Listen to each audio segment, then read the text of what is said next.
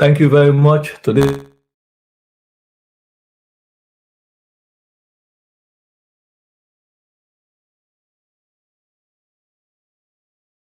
usual, we usual Saturday conversation. I can call it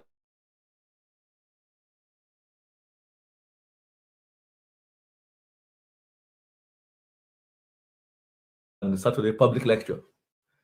Public lecture at the frontline show. Can recognize and salute the brother Mr. Prince Chroma, and we provide with then and now a wonderful platform that we've been able to use to communicate and get this family conversation every week. And the decision of then and now for provide the Africanist Press and myself, and by extension other more progressive voices. When I talk about this, I talk about Mr. Mohamed Warise, former director of Democracy Sierra Leone, who is equally running a regular conversation along with what we have on the Frontline show. We're all grateful to Mr. Prince Kroma because Mr. Prince Kroma decided to take this bold decision at the displeasure of not just the ruling party, the SLPP, but at the displeasure of a greater sector of the opposition, mostly opposition leaders in parliament and their supporters. These are leaders of the APC, where the support leader of the APC in parliament, Terry Koko, and supporters them, and also increasingly their parliamentary leader, and by extension, the opposition of outside of parliament who are tied to these individuals.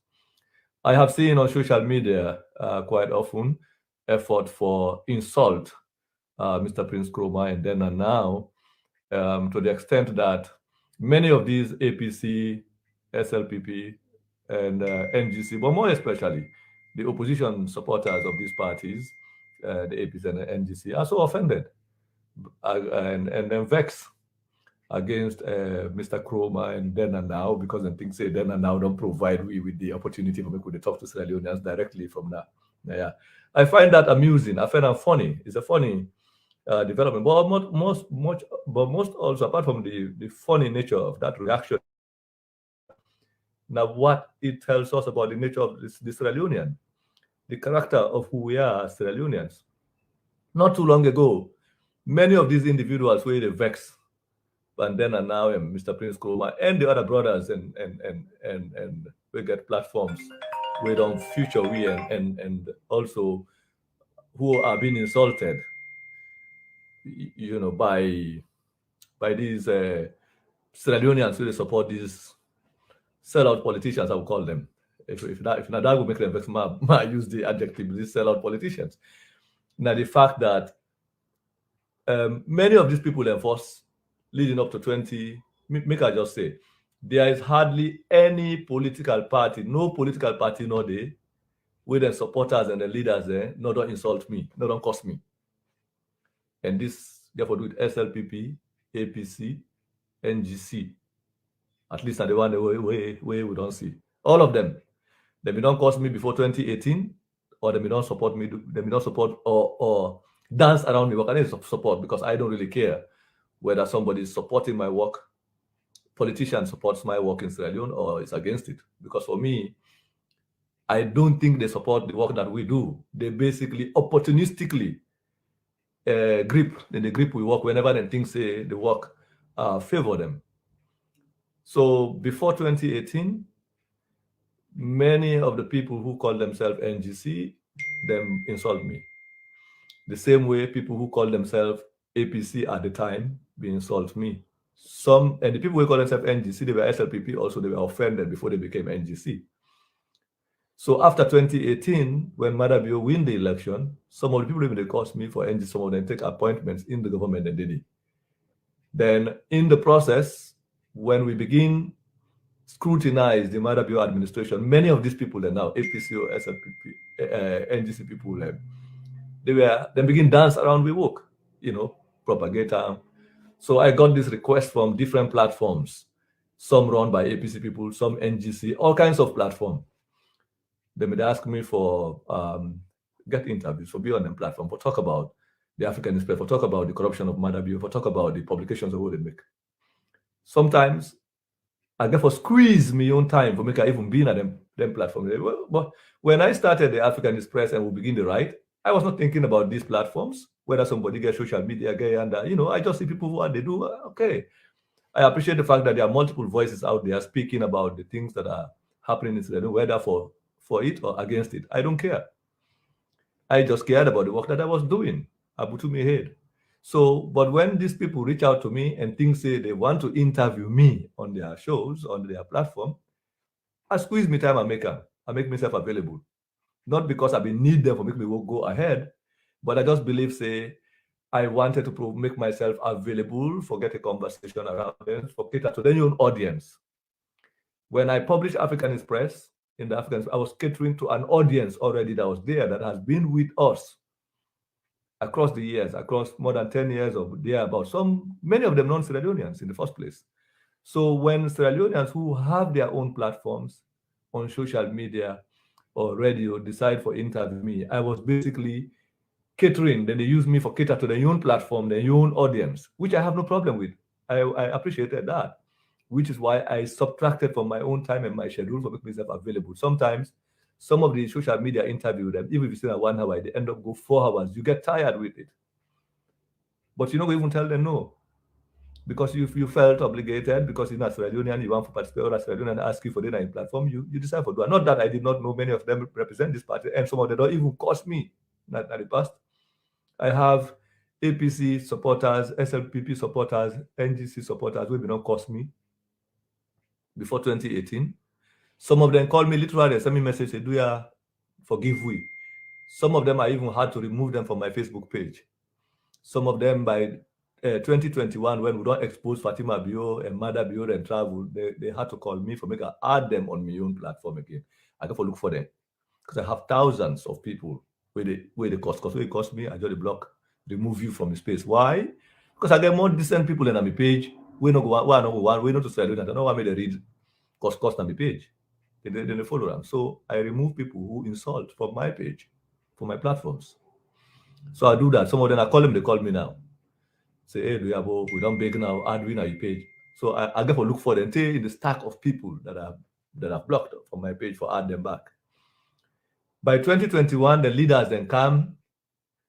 2022, the leaders, that was 2021. We'll go by 2022, where the leaders in our parliament don't already form an alliance, we then call a coalition of progressive political parties, and they don't decide, say, then they exclude some of the leaders and for APC and decide they exclude their own leaders, them. They don't overthrow them party, then tell their supporters and now, you know what, you want to avoid African Express, not a problem for we. They decided to do that. But we carry on with the work.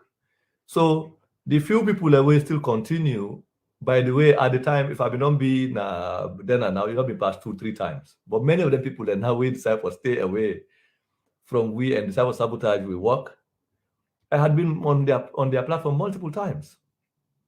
So we disengage. We decide for find an avenue.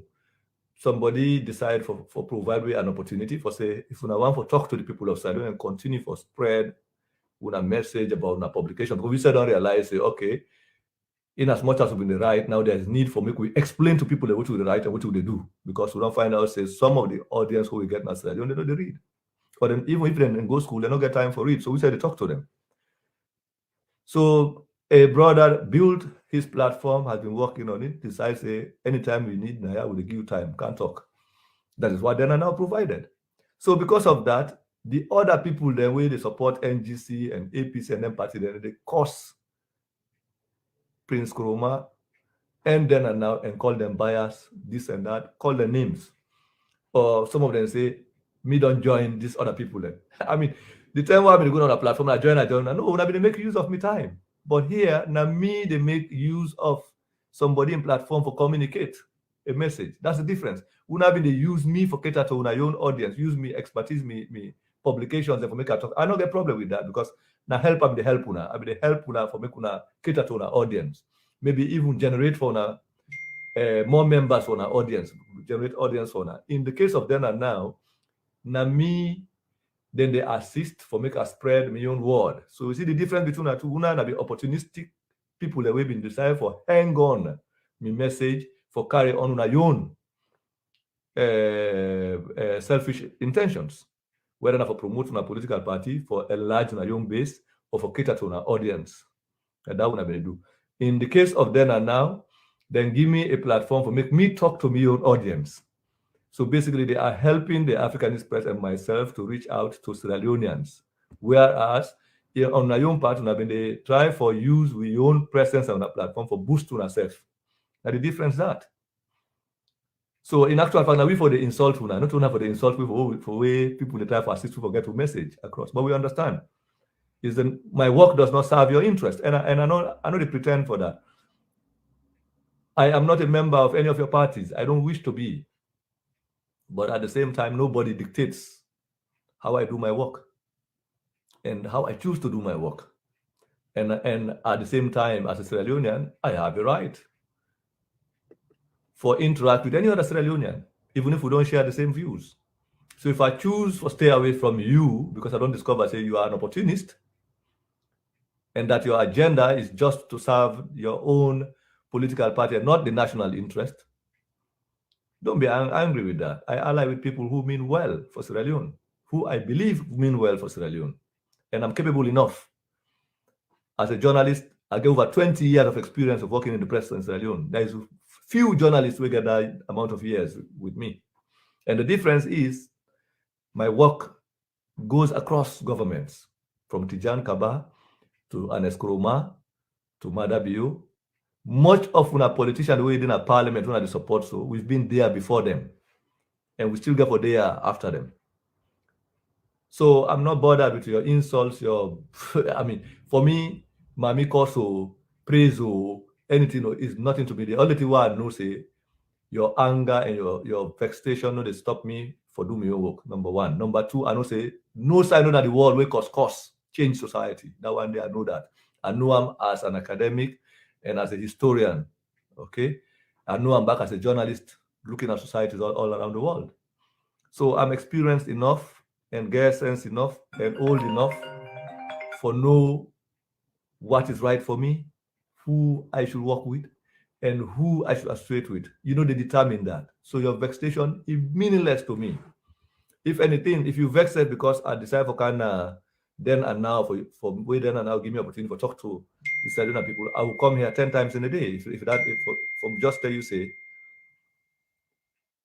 not because of the anger will stop me for do that. I will do it completely and do I'm back to your own annoyance. So anyway, I just wanted to set that premise before we begin the conversation and put people at bay. For example, I don't see, we're going to talk about this. We may want to talk about this information the last couple of days, me and Brother Prince Kroma, but as I know, I already they on the move today. I even broadcast toner from the city of Louisville and Kentucky, basically. In fact, in Arabic, we missed the time zone.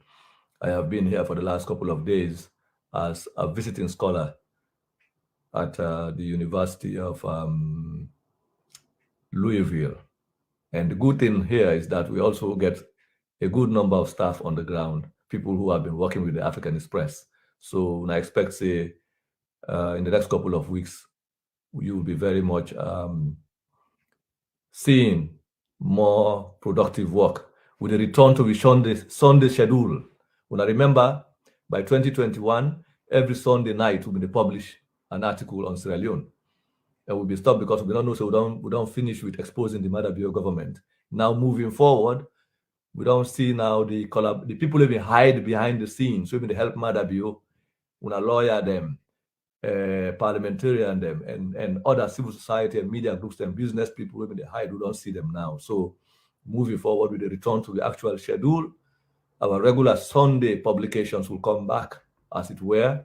We will need for change that pattern because we will push back the narrative. We don't succeed for do that. The effort of the opposition in parliament and their supporters will be the try for silence the African Express and work.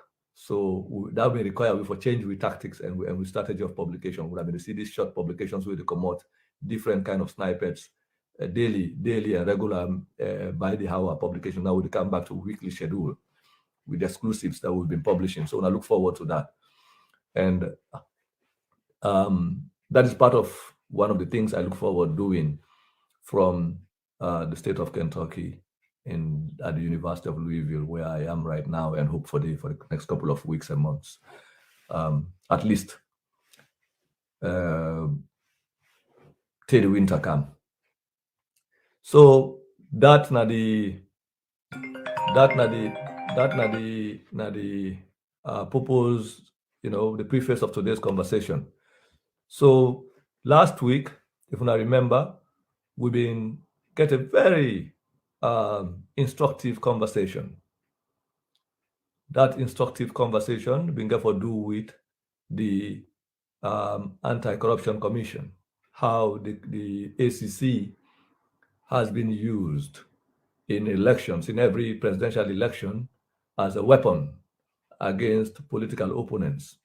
We've been traced the inception of the ACC since 2002 under the Kaba administration, and we mention exemplary people who have led the commission, especially in this case, I will repeat, Valentine Collier. Val Collier was not a lawyer, was a very outstanding public official in Sierra Leone, one of the most credible public officials you will come to find, very principled man, impatient with some of the Dabaru business where Salon people can always exhibit in public offices.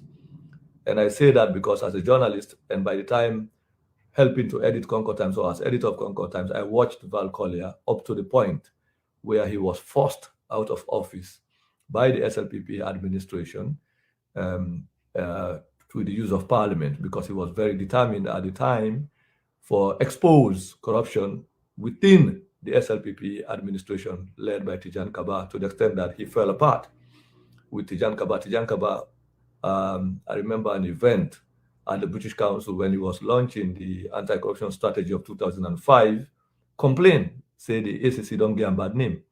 But there was a limit to what the Anti-Corruption Commission or ACC or Anti-Corruption Commission can do at the time, because at the time, in as much as you had a commission, you can get anybody as commissioner of the Anti-Corruption Commission, we not necessarily get to be a lawyer. So what we witness under Tijan Kaba, be a very determined commissioner. We've been determined for go at the length and breadth, very determined for go too far with investigating corruption of government ministers. He investigate Okere Adams, Harry Will, all the while. Big stories, big cases of ministers being investigated by the ACC, but the ACC being very powerless at the time because it never had prosecution powers, the power for prosecute.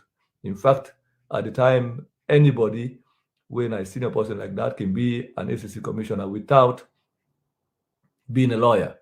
So now after Valentine Collier, now they turn now the call for the need for maybe the ACC begin get prosecution powers, the power for investigate and also prosecute on their own independently begin come.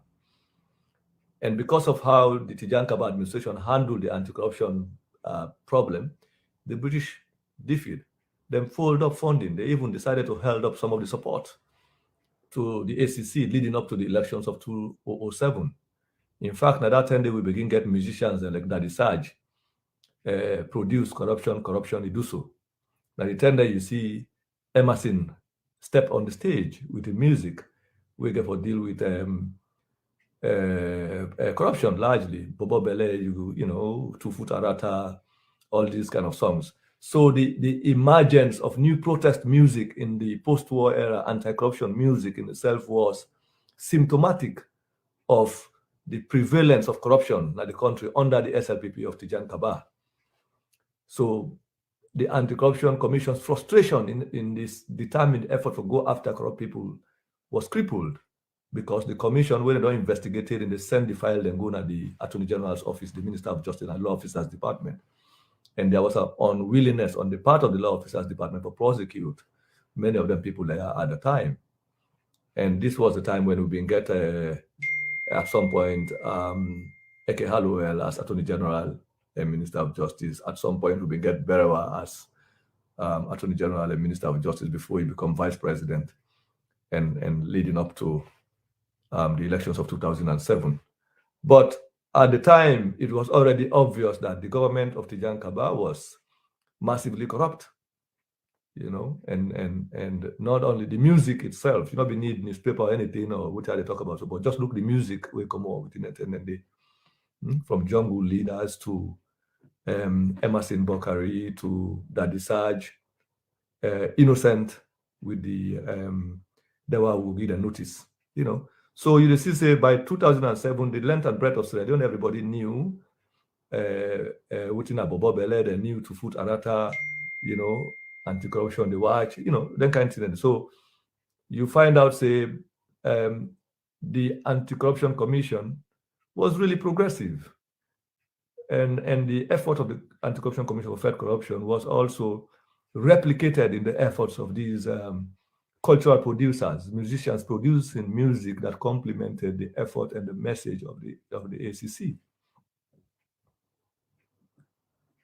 So the removal of Val Collier and the crippling of the Anti-Corruption Commission played a role. The corruption fight, or the idea of corruption, played a significant role in the defeat of the SLPP in 2007. There are no questions about that. But significant development happened after the election of 2007 as regards corruption.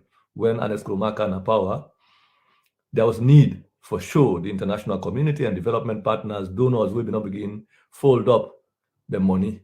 Because I remember by 2005, a donor conference that was supposed to be held in Paris was never held. For make support was postponed because they become fed up with the fact that the government, the SLPP government of the Jankaba was massively corrupt. They become withheld funding. Likewise, like out of British. So even when Ernest Kroma came, there was a need for what they call an international public relations effort. That made them appoint Tony Blair for help build what they call investor confidence from England for CAM. And they began this Sierra Leone conference, investment conference in England. And Ernest Kroma was at Chatham House, where if you check the speech and everything, he was basically assuring Sierra Leonean, the international community, say Sierra Leone was supposedly ready for business, ready for investment, and all of that. So subsequent to that, we see, subsequent to the Chatham House visit, after the inauguration of Ernest Kroma, a lot of companies being at London Mining now, African Minerals, ADAX, and Sokfin, where they na Pujao now, they harass people in a Sam Malen chiefdom. All the while, you see a lot of corporations flooded in, mining companies begin open up. So the British also restore money into the anti-corruption effort, renew them, then support. Why? But that not only happened so because there was need for also change the legislation, the law. We set up the Anti-Corruption Commission, a review of the Anti-Corruption Act that existed before 2007, or between 2002 up to 2007, was done. In 2008, we get a new act, the Anti-Corruption Act of 2008. One major thing we do, apart from the fact that he introduced the requirement that anybody where they head the Anti-Corruption Commission for don't be a lawyer of at least some kind of 10 years of with 10 years of experience or 10 years post-bar. He also had a prosecution power, the power to prosecute. He gave the commission the independent power for investigate and charge people and go to court. Now, more development don't take place since then. The setting up of a special anti-corruption commission court and all that things, anti-corruption judges and then but we can't do that. But by what I try to say, by 2008, when Ernest Kroma came to power, by 2008, he strengthened the Anti-Corruption Commission in two ways, making sure whoever becomes the Anti-Corruption Commissioner is somebody who is supposedly of 10 years experience as a lawyer. By that point, if you don't qualify for be maybe even a judge, so you're familiar with the law. If you don't know the law, you know how to charge, you know how to help investigate or superintend the investigations and the legal aspects of violations where they take place in such kind of situation. So which means Ernest Koroma actually took a move, the first move for ensure the independence of the ACC. That has to be given to him. The independence of the ACC by making sure that the ACC investigate corruption, not to pass the Senate to the Attorney General when a member of the cabinet, but then can send them directly in a court. So he left to the court now for either judge the case and convict the person or convict the person, and a different story. But the commission, for the first time, had an opportunity to have a lawyer as his head, had an opportunity, the legal authority for investigate and charge on their own, go to court. So now would they one for charge, or would I no one for charge? But if the basis for charge exists, they're not going to say that the law officers department prevent them not for charge, as the case was under Val Collier. But so learning from that lesson, Ernest Koroma decided to lead the process to reform the Anti-Corruption Commission, because for make all them big companies in Canada, the country people, and begin to put money back, they need for make sure the corruption is reduced, or there are ways to punish anybody will try for dupe the state in a particular fashion. So, and what that means was that the commission had to be made more independent. And one way for making for give a new law we go restore in autonomy. And Ernest Koroma led the process, or allowed the process, for making young members of parliament and in your own government also lead the process for pass a new law. And at that law day, now under that law day, Tijan Cole became Anti-Corruption Commissioner, which means Tijan Cole was the first, supposedly one of the first, or had more authority and more independence than any other commissioner before him. He has a legal authority than any other commissioner before him for pursue and fight corruption, more than Val Collier. And if you now listen to me, for the most part, I have singled out Val Collier and Tijan Cole, say, now that we go read say, if we assess at the Corruption Commissioner, under the we will assess the effectiveness of the commission or not. And this is not to say because I know Tijan Cole, no. I know by the time he was commissioner, I had significantly been disengaged, mostly as a journalist at the time. Instead of focusing more in other parts of the world, most especially my work was more focused on East Africa, Kenya, and other places at the time, between 2008 to 2010. So which means by the time he was in office, I'd not been paid too much attention, but I do know, reading from the papers and whatever, that he ran into conflict with the state and then escape out of the Anti-Corruption Commission and run away and resign unceremoniously and go. So on that basis, that he resigned from the commission for trying to do right, whereas Val Collier was forced out, just like I forced Lara Taylor Pierce. So I had singled these two out. But if you ask me today who has been the best anti-corruption commissioner, ACC commissioner, ever since the commission was established, I will tell you up front that Val Collier is the person to talk about. Is Naina the man to talk about. So today I don't decide for continue the conversation I initiated last time, which is the Anti-Corruption Commission and how it has served as a weapon against political opponents since at least 2007 to now. And I've been mentioned in the past conversation briefly in passing in the process, two examples of the past election. The Timbergate leading up to the elections of 2012 and the Hajgate leading up to the elections of 2018 as two examples. And now, leading up to the election of 2023, we get what we call the chance rebuilding case. So I want for today spend some time as the second part of this conversation. We'll talk about these incidents in brief. I think we're going to spend more time in the ACC for the next couple of weeks talking about this. But I want to take a break now, and can please, I see we want to get an appreciable audience. Let us share the link to this video while we take this break, and we'll come back and now go into the conversation. Today, I'm not planning to make this long. I just moved into a new city, and I'm trying to settle down and get other things, get going. So I will try to make this conversation a little bit shorter than we used to have.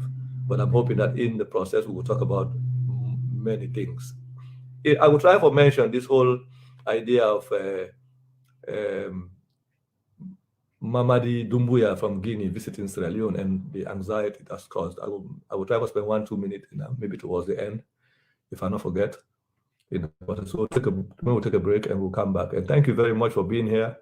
This is the Frontline Show. And again, I salute Mr. Prince Kroma and the Then and Now platform for this wonderful opportunity where they provide with every week.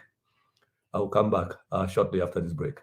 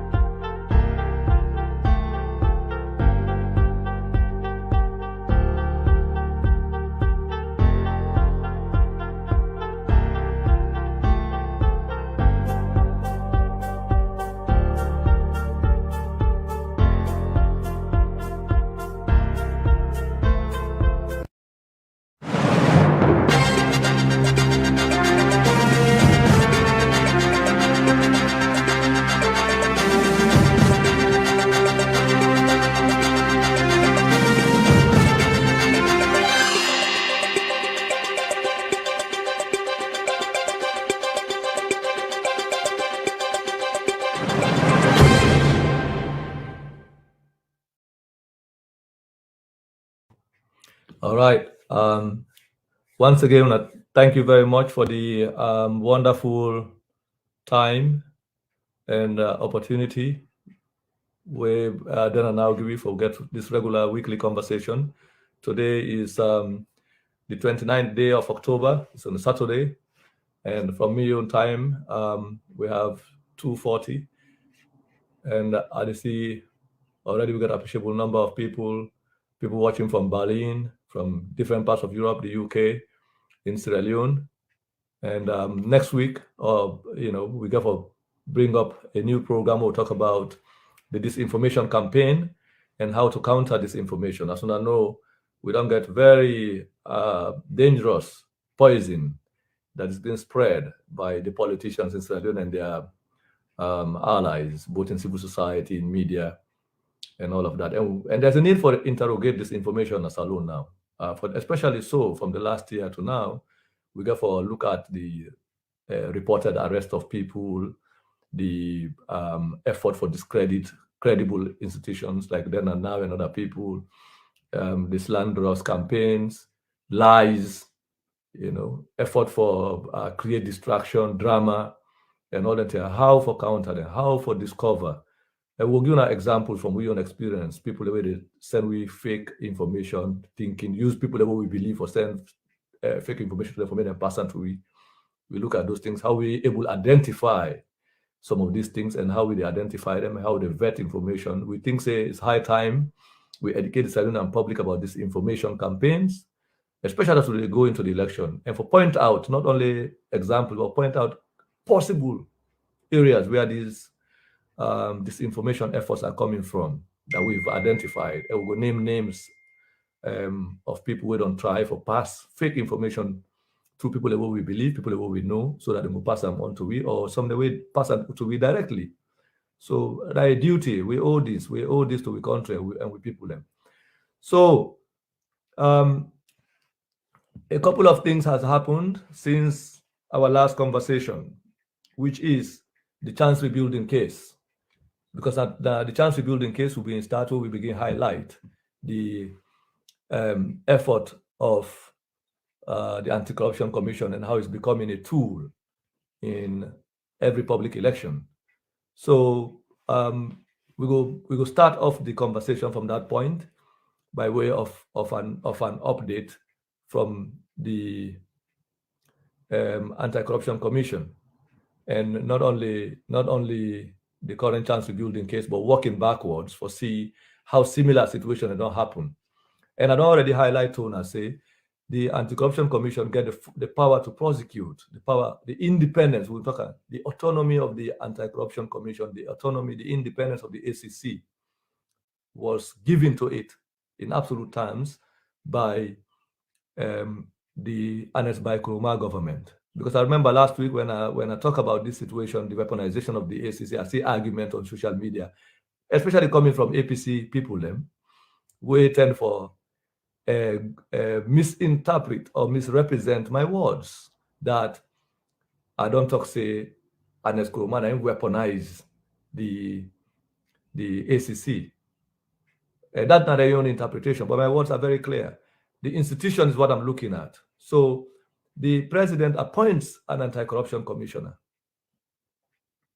In the case of Ernest Koroma, first and foremost, he ensured that a legislation was passed, a law was passed in parliament that made sure whoever is going to be head of the Anti-Corruption Commission will be an individual with at least 10 years of legal practice. If it don't be 10 years of legal practice, that means you call a senior lawyer, according to the lawyer then. Anybody don't be 10 years post-bar, if you're in Nigeria, you get the right for being excused for practice in a salon, for represent somebody in a salon within the Commonwealth countries.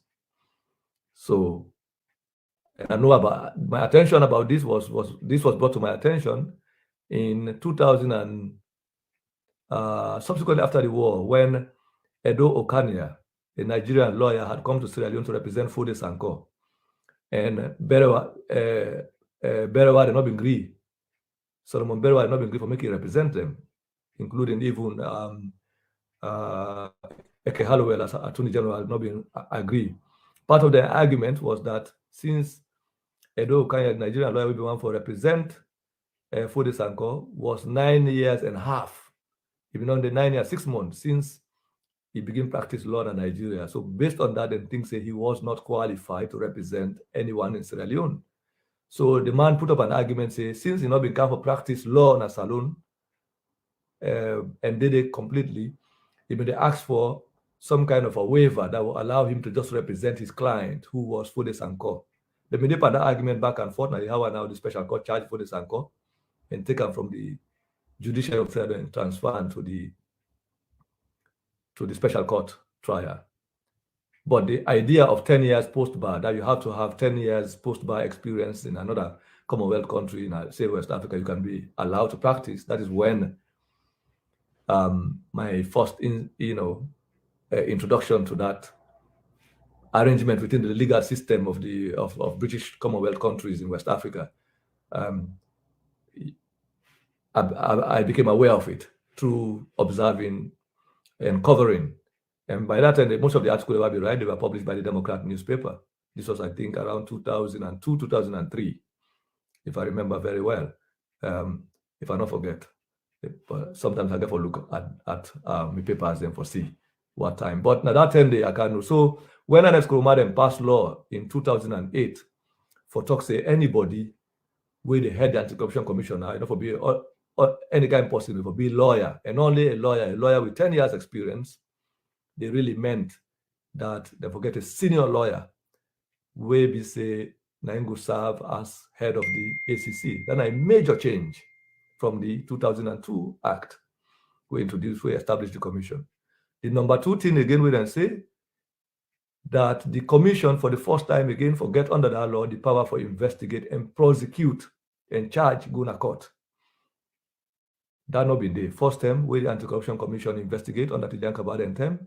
Then they make the file, then everything, the evidence will then get and sent to the Attorney General's office, to the AG's office.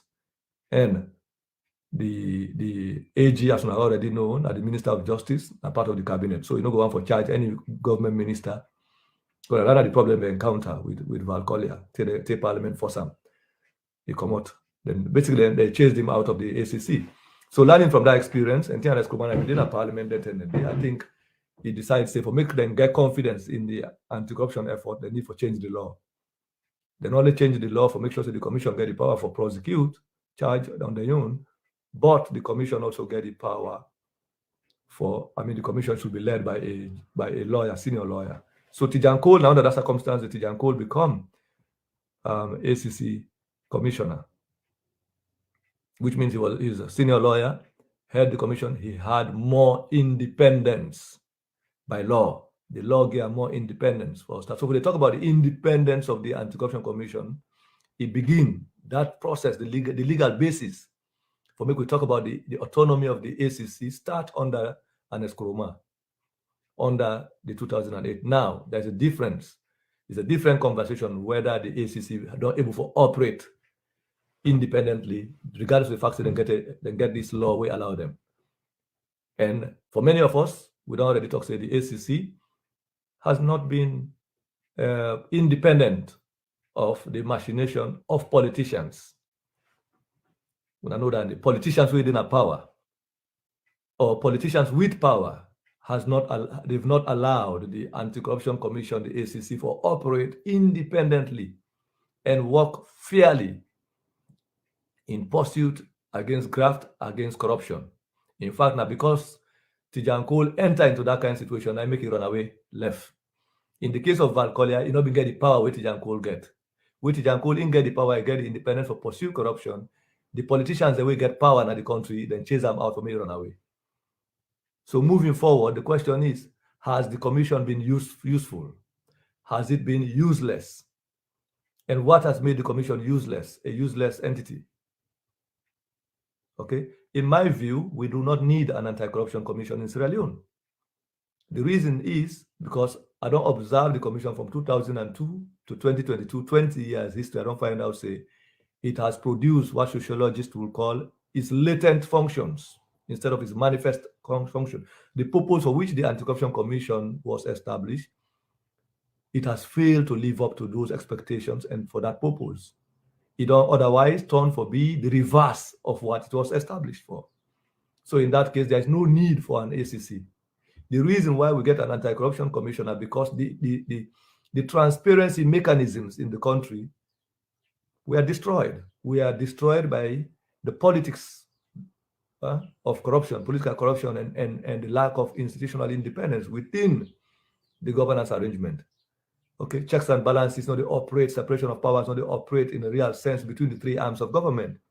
So with the end of the war, international organizations begin to recommend the setting up of complementary organizations and processes where they open up democratization and accountability and transparency in the management of public resources, especially so when many of the resources go into many of these countries we don't suffer war and crisis and disaster, they are basically the what you call donor or grants or debts from IMF, World Bank, DFID, and all these international agencies, and some of it are loans, grants, or development assistance. And many of what you call development assistance or grants or loans are also monies from taxpayers in the countries that these monies originate from.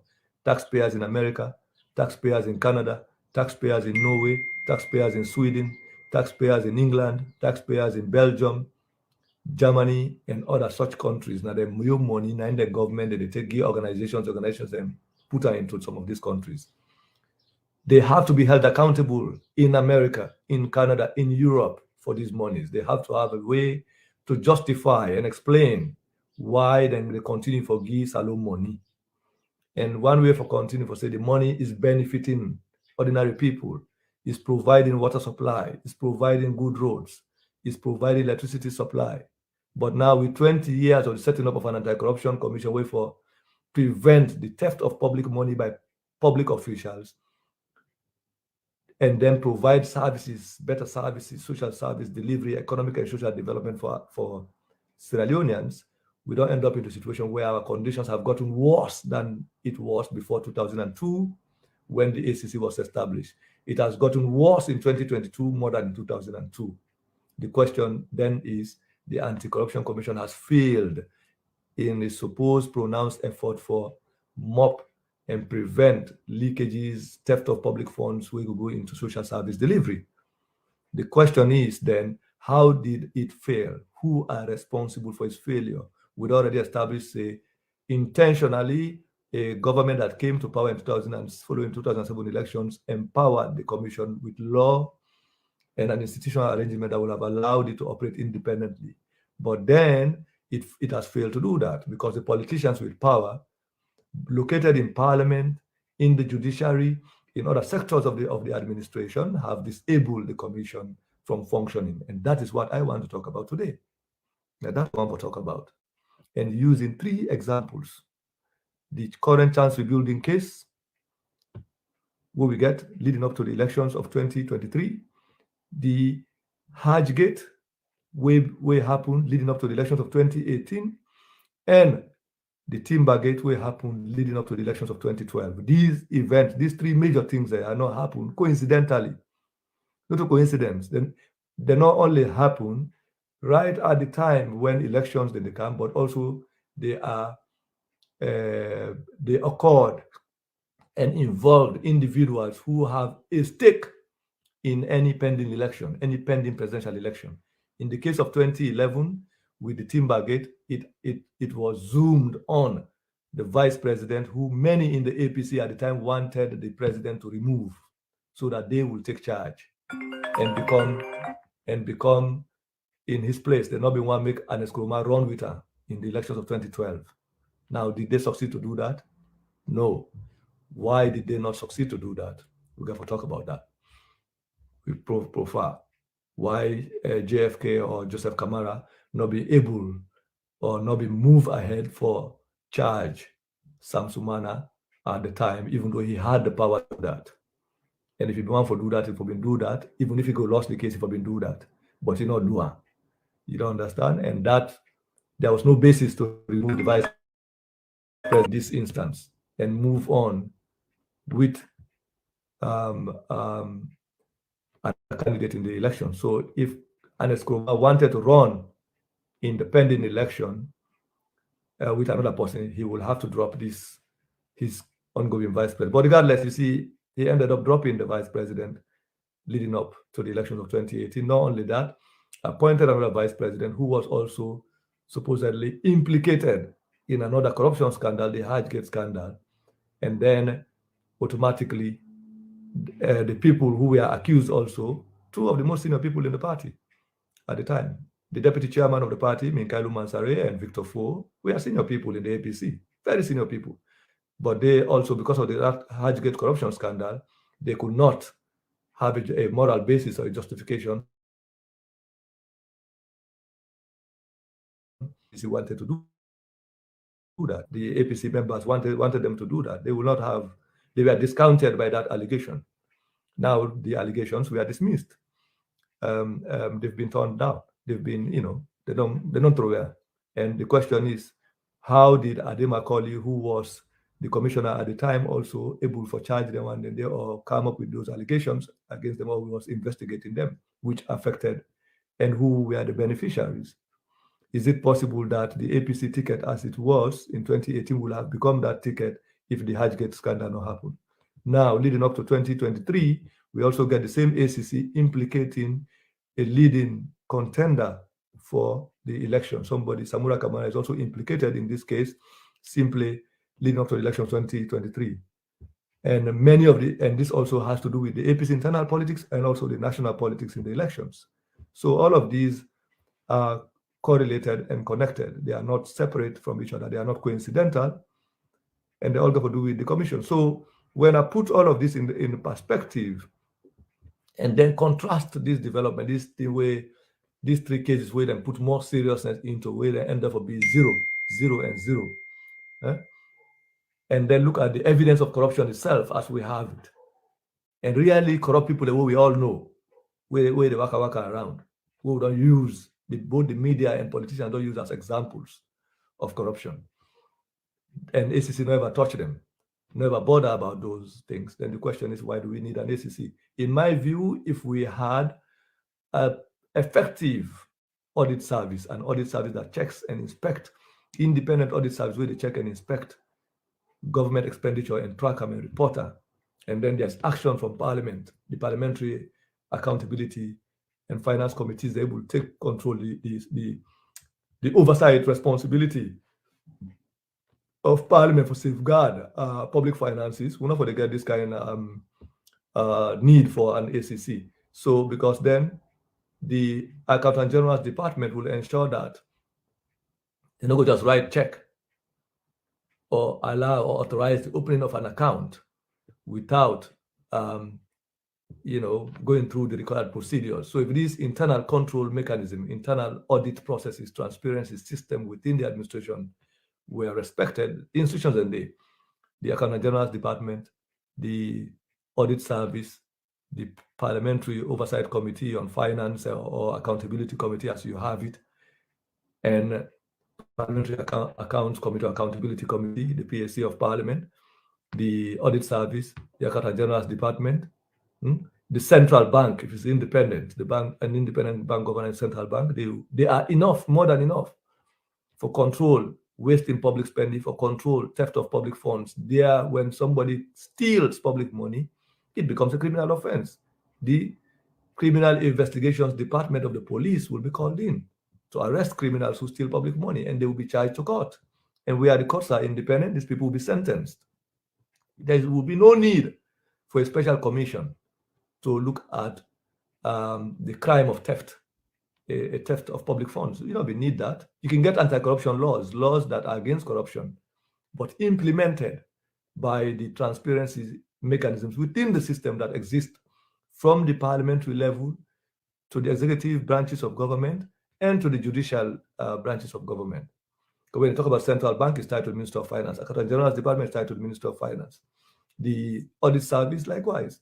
The Parliament, you see, these checks and balances and separation of powers would have allowed the proper functioning of government for reduced corruption. Now, because they're not functioning, I make them add another institution, an appendage to the internal transparency system, hoping that it will be independent to do. But what we don't can find out, without people not take notice, the same way we see how they weaponize the central bank and the currency market against opposition, certain opposition politicians there.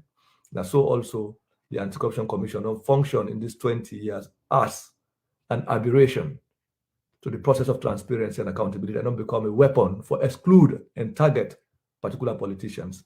And in the case of these three examples who they use, it is not happening by just the especially in recent times. You check this chance rebuilding case. It don't happen as an independent operation of the ruling party alone. It is a joint effort by people, lawyers, politicians, and parliamentarians, largely in the opposition and across the ruling party. Now, a joint party effort, a coalition that is built in parliament together with the ruling party in their effort to exclude one of their own kind, decide for use the commission for stifle or harass and intimidate their own potential contender, both within the opposition party, APC, and at the national level.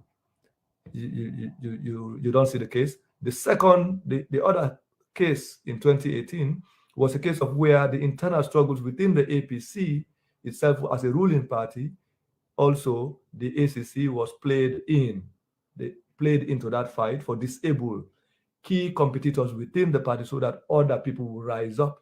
That is how you will have a junior politician like Cherno Majuba becoming a favorite from the shadows. They just emerge as this unknown assistant flag bearer or deputy flag bearer to the APC ticket in 2018. Because the question would be, which are the other two senior?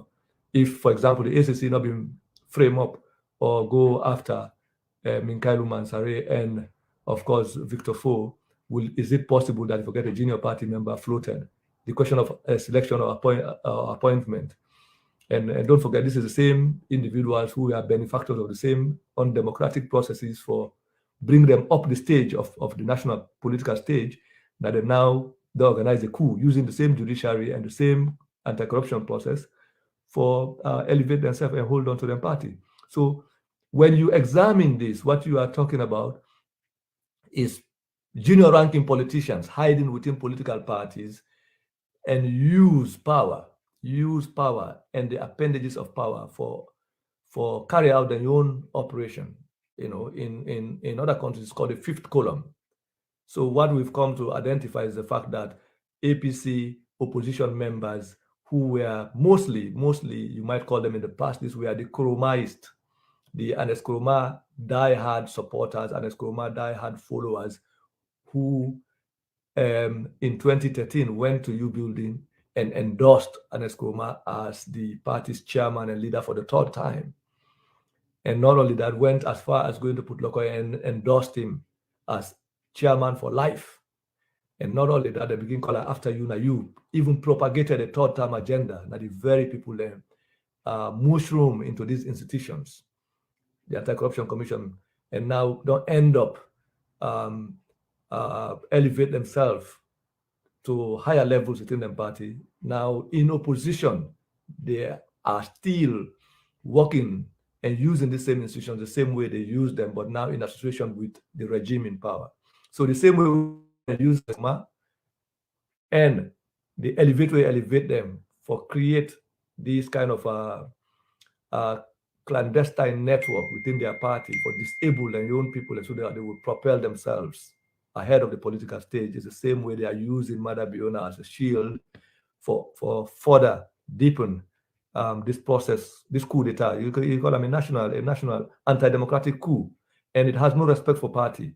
Many of these people are APC, SLPP, joined together. They don't even care about party lines we've come to identify.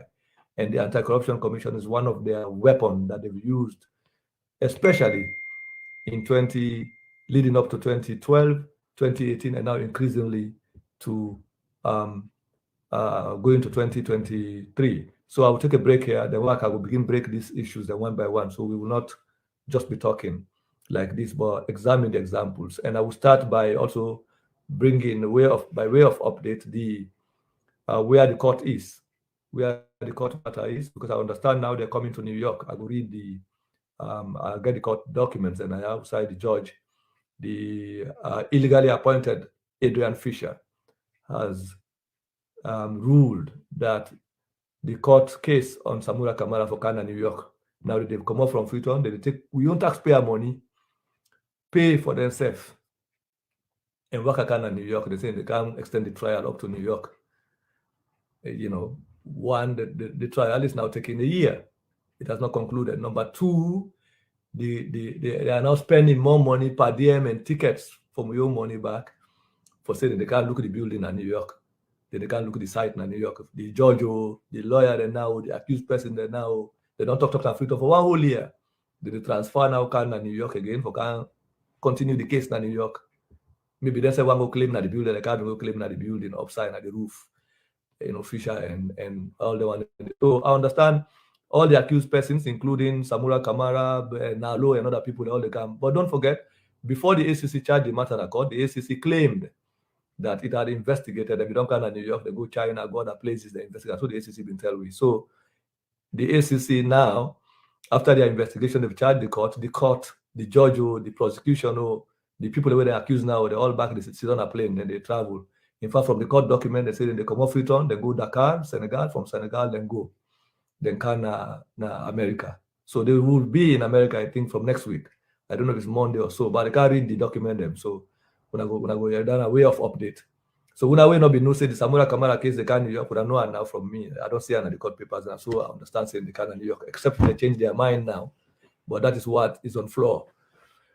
They will be bringing the trial to New York. It very much, you ask yourself whether it's useful, or what is the essence of that, whether useful or useless. What we are saying is that the Anti-Corruption Commission is wasting our money, wasting our public money as far as the chance building case is concerned. One, they've ignored the material evidence relating to the case. They have not charged the people who stole over nearly $5 million given to the Saloon government by China. We don't report this. They're not charged. In fact, they made those people witnesses against people who don't government. In this case, one minister, the only prominent person who has served in cabinet in that trial is the former foreign minister, Samura Kamara. The question is, how about the other ministers, deputy ministers to him? If really you want to hold people in the past government, at the time when Samura Kamara now being foreign minister, there were two deputy ministers. Where are they? Why were they not charged? If really you seriously say the crime, because I don't see APC people in the argue. Some of them send me video for insist. Six people will send me video. They insist for watcher because somebody has said this crime begin under Ernest Koroma in time, and that then believes that 2 million was stolen by Samura Kamara. APC people, and then send me that and the time for I tell them, I don't look at that video. I know what you report and the evidence what we see. If we not get any evidence of video, well, I go reporter. You have your platforms. I haven't stopped anyone from publishing any evidence they have. But you cannot make accusations and expect me to say that me go report and provide the evidence. I talk about what I see, the evidence in front of me. If you got evidence, reporter.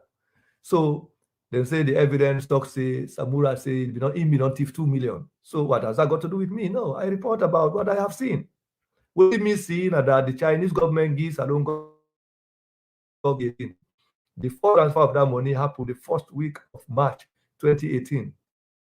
That money remained in the Kalikabal and take over, withdraw. The other money come in 2018. That is the 4 million, yeah, 5 million. Then they give Mother Bill.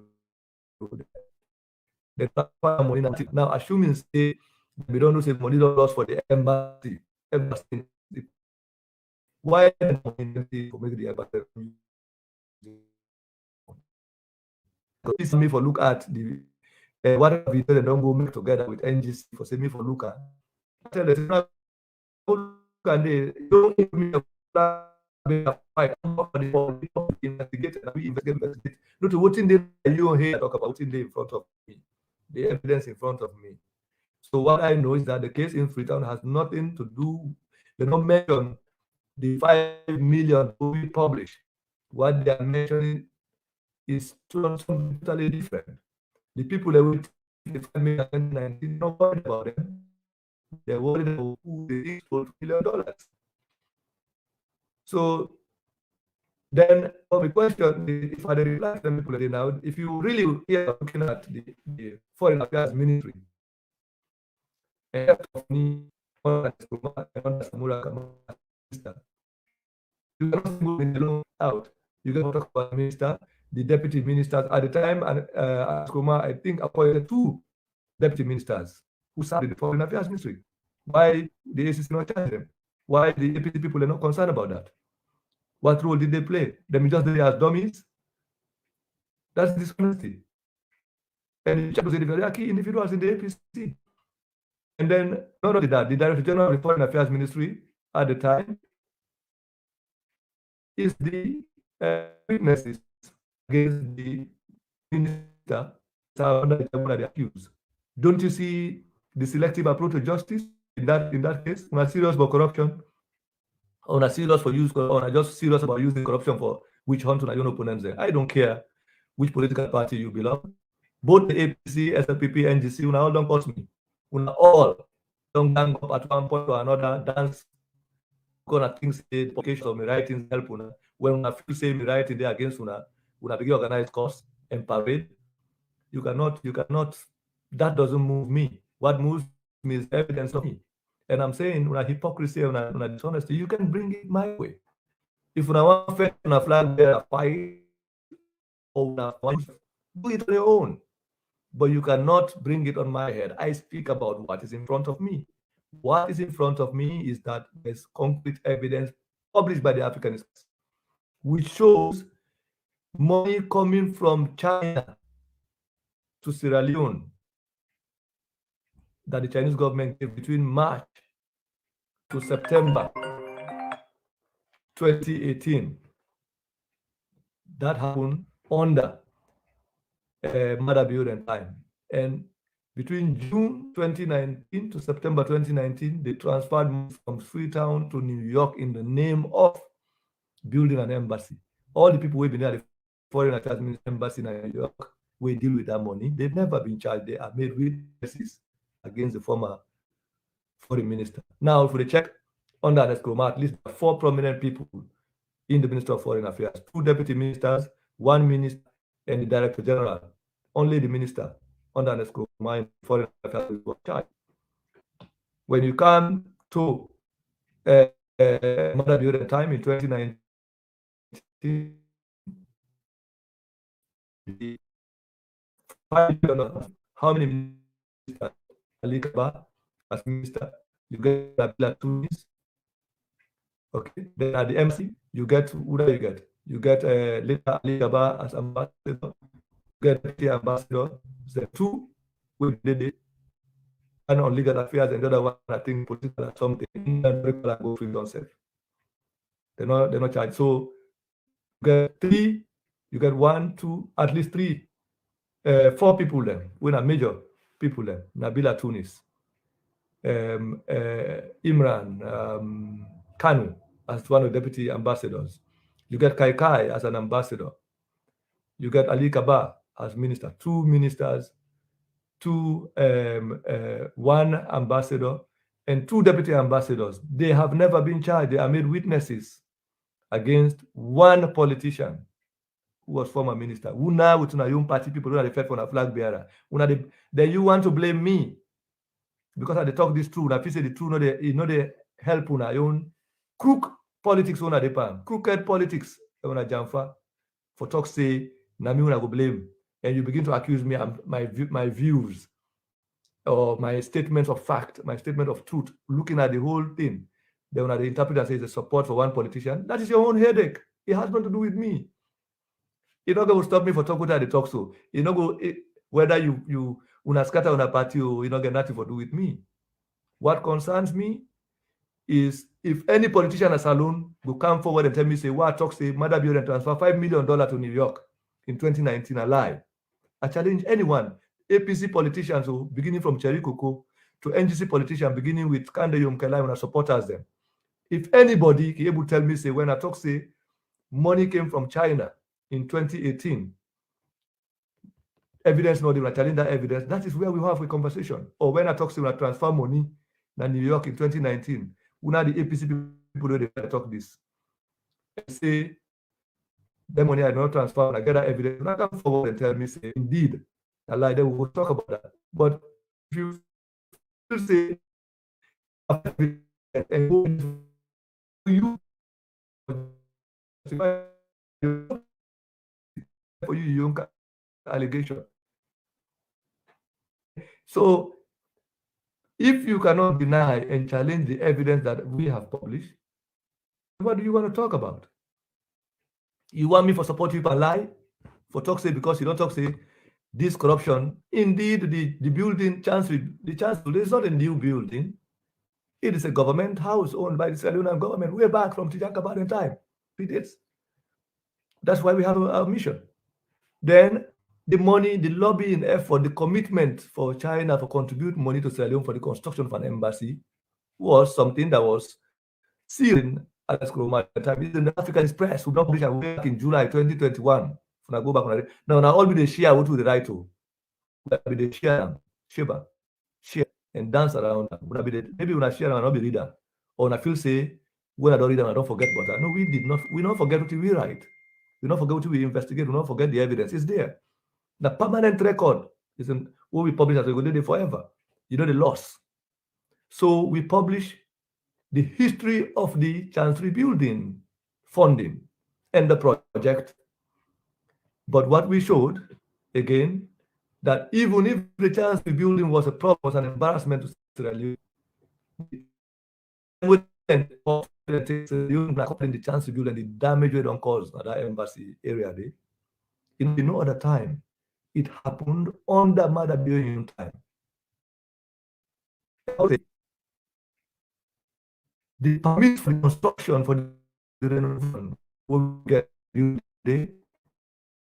20. There is other evidence to the fix the New York line. Last week or this week, we published 2 testimonies from an independent hired by one of the neighbors who assessed the damage that was and what happened at our embassy building. I don't publish any statement today. None of UNA, APCO, NGC, or SLPP, we want for cost because of this true what they talk. We have one word, one transaction we are not produced to say what I am saying is not the truth. What do you want to talk about? You vex because the things they are talk what you like, or if I write about what they please you a flag bearer. You must be very interested. That is it. So we are here because the Anti-Corruption Commission is a useless institution. It has no use. What I mean, useless, no use. There's and useless. Useful when something is served in purpose. You get used. You use them for this.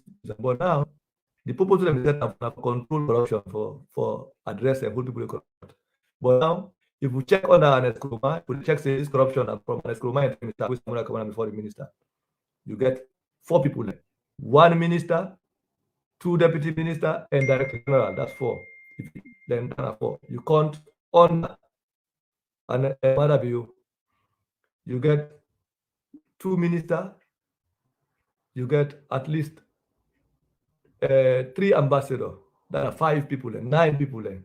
All of them at the ministerial level. At the ministerial level, you get 9 prominent people, including Director General under Samura Kamara. All the 9 people there, the only person with a name big people there, the only with a minister, deputy ministers, with in charge of the ministries and the embassy, the ambassadors, deputy ambassadors. Where you check there, all 9. Now 1 person only 9 days on trial for the chance rebuilding. Una Sierra Leone think say that's a problem for the country. I know the things say that's a problem for the justice system in our country. I know the things say that's a problem for law in our country. Or we can forget about law, justice, or politics.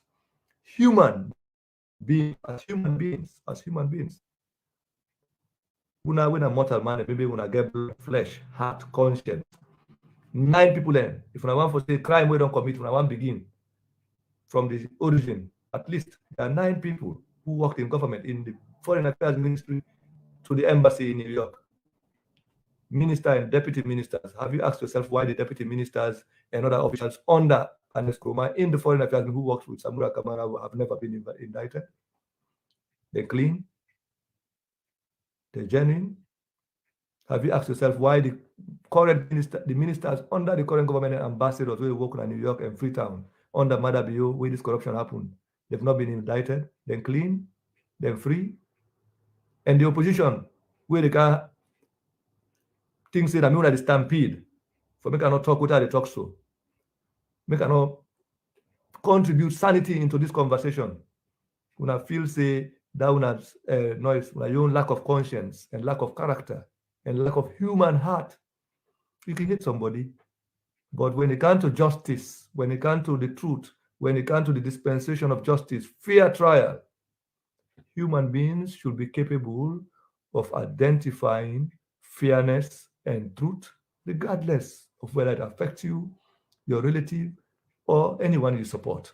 That is what I stand for. So you've singled out one of your kind only because we're all opposed to that. And when I want to bring me into the picture because I'm speaking what you people do not want to be told. And when I feel say, when you will associate me with Samura Kamara or APC, or I don't care about that. When I don't call me all kind of name. APC under Tijankaba, SLPP call me APC. APC come, then call me SLPP. SLPP, within SLPP, then say me a Madabio supporter. When Madabio in a power, then say me a APC. Newspaper, they name a newspaper and don't write. Some of them say that $5,000 they pay me for make a write, but corruption under Madabio. The president, your wife, in like say, then we want to make this one job in their hand. I'm not unemployed. For be part of a system as corrupt as Sierra Leone are the most easy thing. So now, because I talk about this, the very APC people them, NNGC people them, and now they say that Samura Kamara support. But when I talk about the corruption and the sellout nature of parliament, the very APC and NGC people, they defend the APC and the NGC in the parliament. What did I tell you? There's an alliance between the APC in parliament, the NGC, and the other opposition parties in parliament, together with Madabio. And this anti-corruption case and the singling out of only one individual as a target for the rest of all these politicians in these parties is part of the electoral process of 2023. Because in the APC, they've identified this particular character and politician as their target for the election. In the SLPP, they don't find out, say, this is a candidate that has a potential to beat Madabio in the next elections if he contests against him. That's fact. because you've not been for bitter in the past election.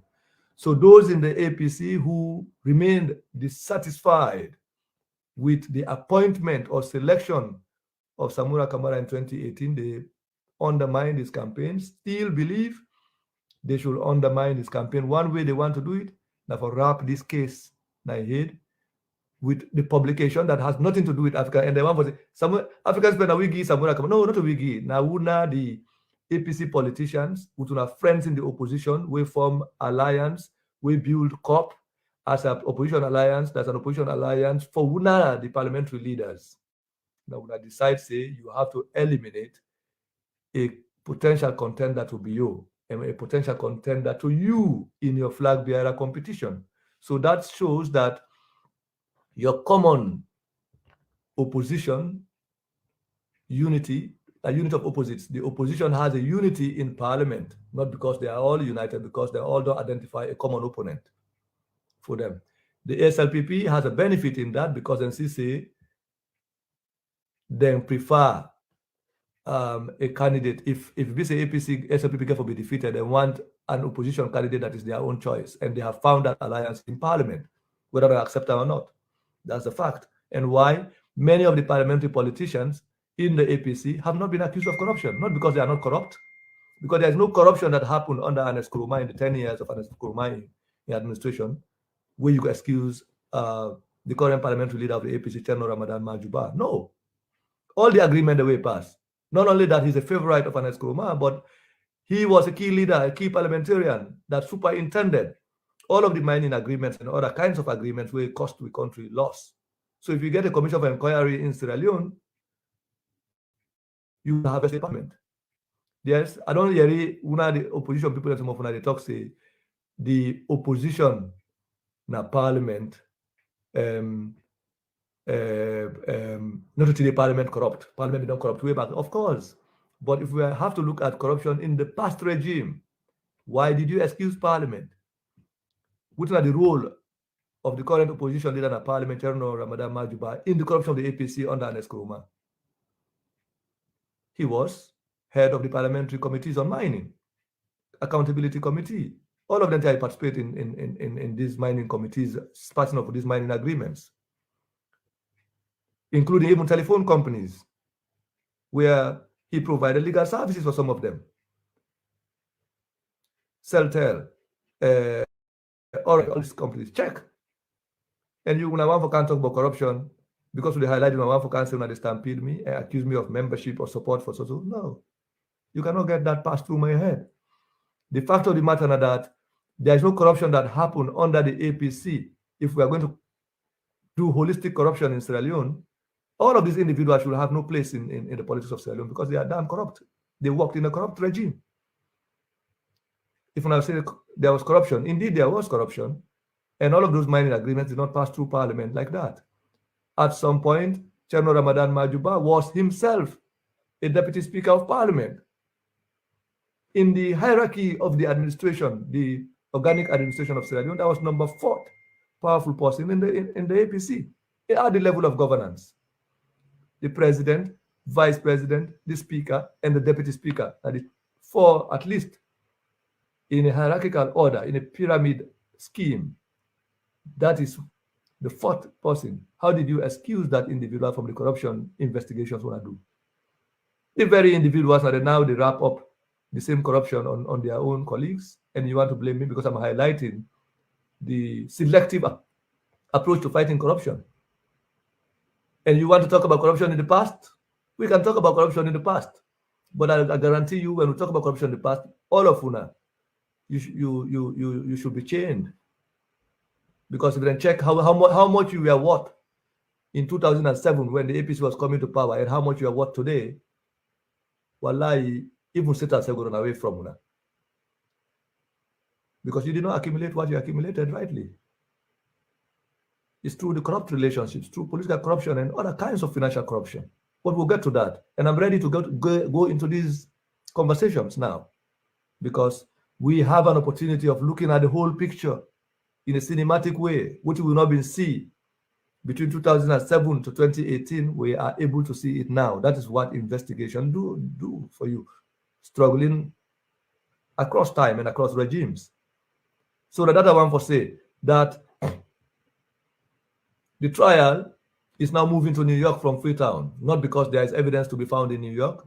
No, because they just want to waste time and waste money. And they are not really fighting against corruption. They are using Anti-Corruption Commission as a tool. They are using the current anti-corruption the same way they used Anti-Corruption Commission in 2012. And if you come check now, when we come for discourse, you will find that these very characters there, that is how they've been able to put themselves in the national stage. The question is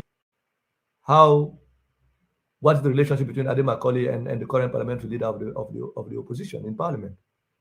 How is their relationship tied to the current case against their own former flag bearer, their own party member, who they accuse me, say, me they support Samura Kamara? Not only have been going to Cambia, go announce that I support Samura Kamara. What has that got to do with me?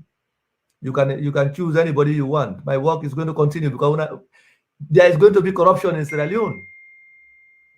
Because the reason why you have all of these crooked ways and means to fight, using institutions to fight each other, because you don't want to run good governance. We don't want to build a governance arrangement that is decent, that is transparent, and that is accountable to the masses, that's accountable to the common good of the people. So you always desire for use institutions and laws for destroy each other in the process, for making able to put yourself in positions where you steal money, theft of public money.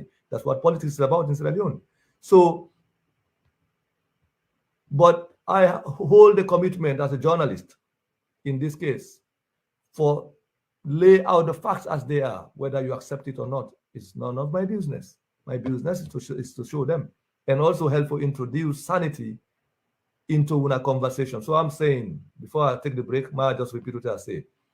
If these people want to talk about corruption in the Foreign Affairs Ministry as it relates to the Chancery building, they have at least 9 former and current public officials at the level of minister and deputy minister, both in Ernest Kuruma's government and the current government.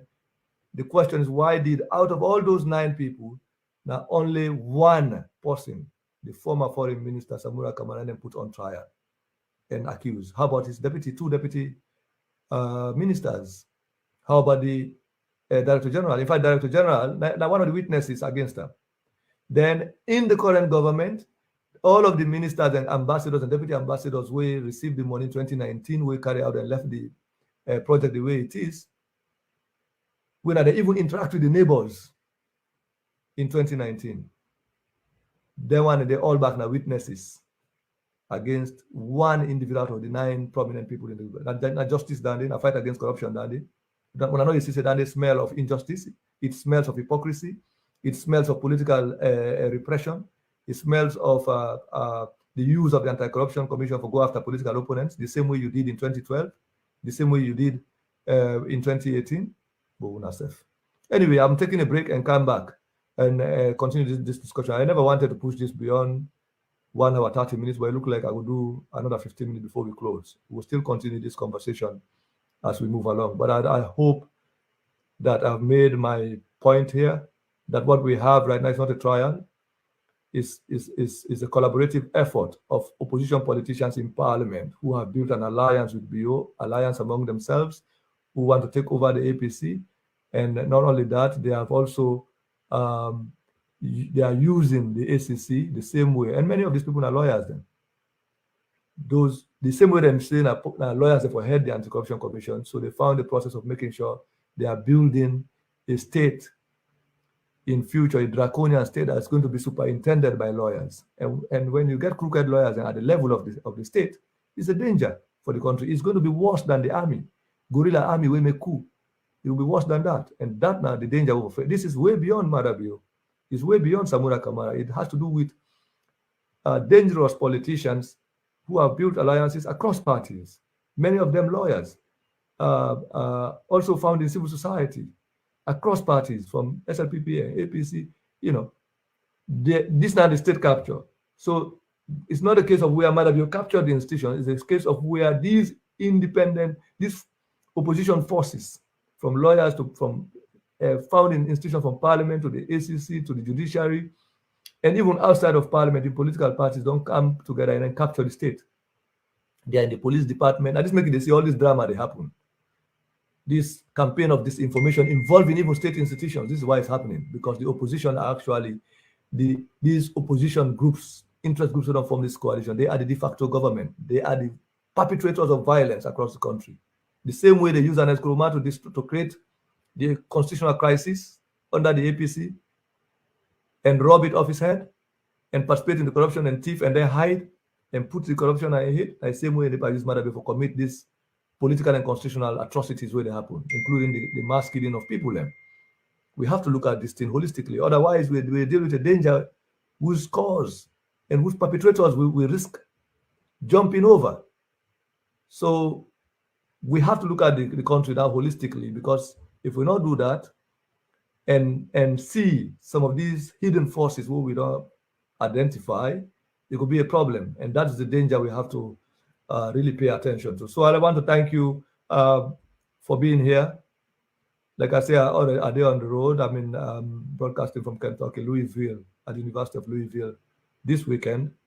And I hope to continue this conversation in a much more coherent way. Well, after the break, I will read the small court papers about the Samura Kamara presence here. Hopefully, we'll take this to 2 hours. I don't be one for do that, but I think so we'll extend that. So let's take a break. I want to invite more people then for the rest of the next 30 minutes where you don't left. So we will anchor the conversation. It will go done in one day. We'll continue the other parts in future. I'll come back in a short while.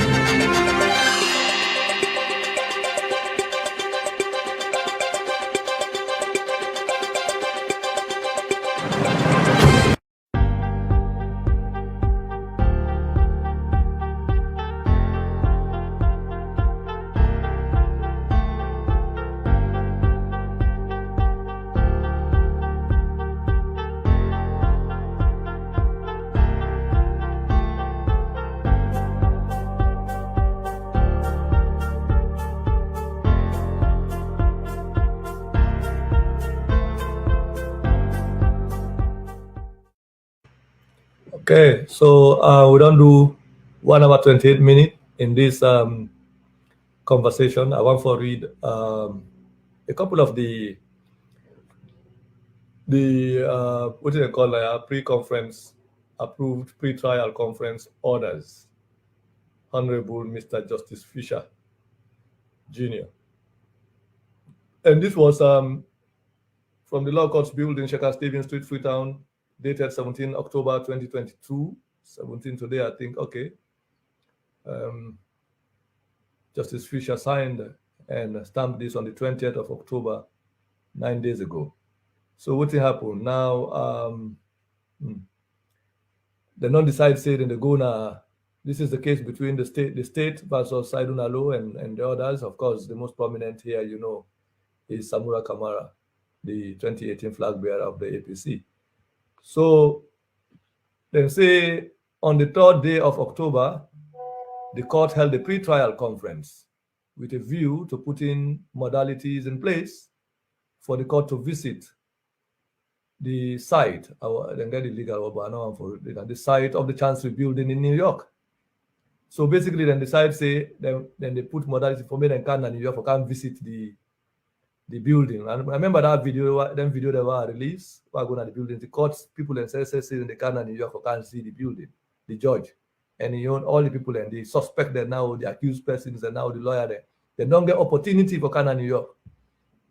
They want to take per diem for camp. So as a result of orders I granted, the accused persons and their lawyers were given an opportunity to advise the court as to their intentions with regard to the visit.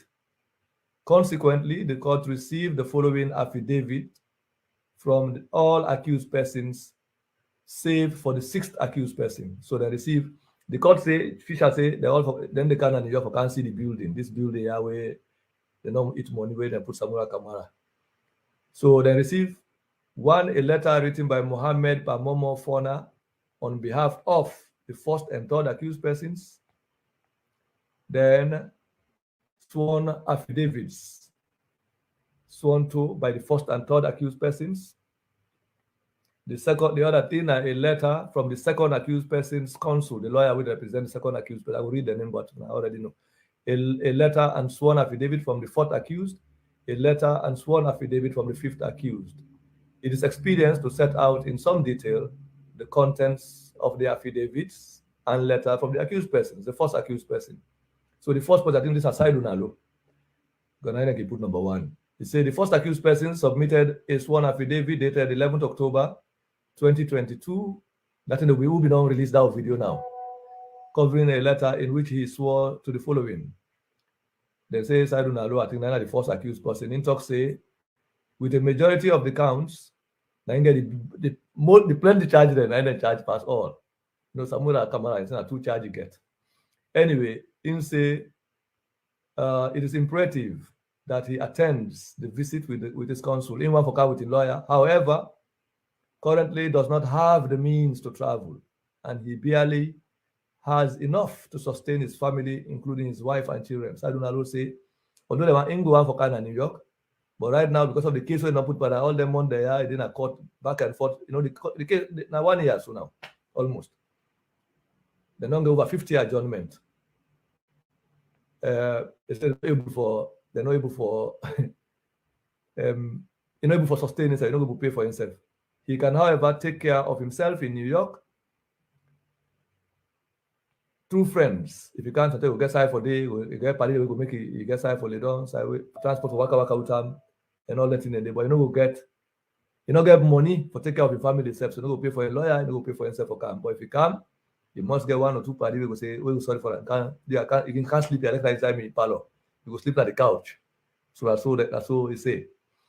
That he's unable to fund the trip for his counsel in lawyer travel to New York, as he's rendering pro bono services to him during his trial. In fact, the lawyer will represent and the representative for free right now, unable to pay himself.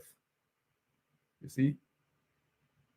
That he's currently exploring ways through friends to fund the trip and accommodation for his counsel to New York.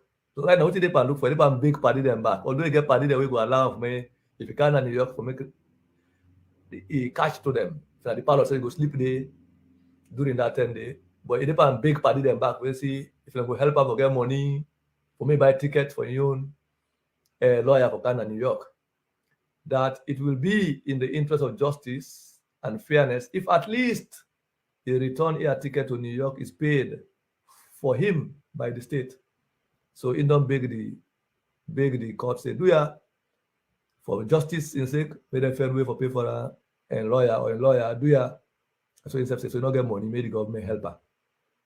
The second accused submitted a covering letter dated in which he informed the court he does not intend to travel to New York and will nominate his solicitor, Brian Makoroma, to travel to New York.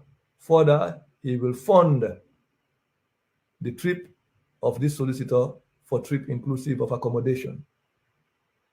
So Brian Makoroma in your own possible representative say, you know, go Canada, New York, but you go pay for America. The third accused submitted a sworn affidavit dated 11th October 2022 with a covering letter in which he swore to the following facts: that he will have loved to travel to New York to attend the law course. However, he currently does not have the means to travel. So plenty of the people in Naya then talk say that it will be in the interest of justice and fairness of at least a return air ticket to New York is paid for him by the state.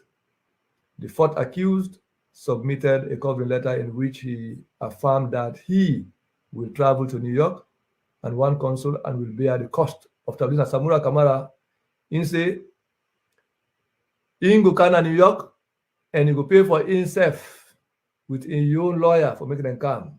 And you go pay for the accommodation. So you don't want the government for pay for them, big them, make them pay for them. So since in the car, they say in the counter in New York, you go come for himself. You go pay for himself for make them come. So plenty of the people in Naya, then go for now they say they pay for themselves. So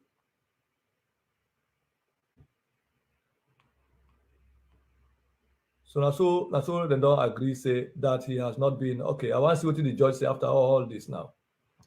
So the judge, after hearing all these parties, it is hereby ordered Fisher, that illegal judge, we're not supposed to practice the way the lawyer then say you're not supposed to practice law in a salon.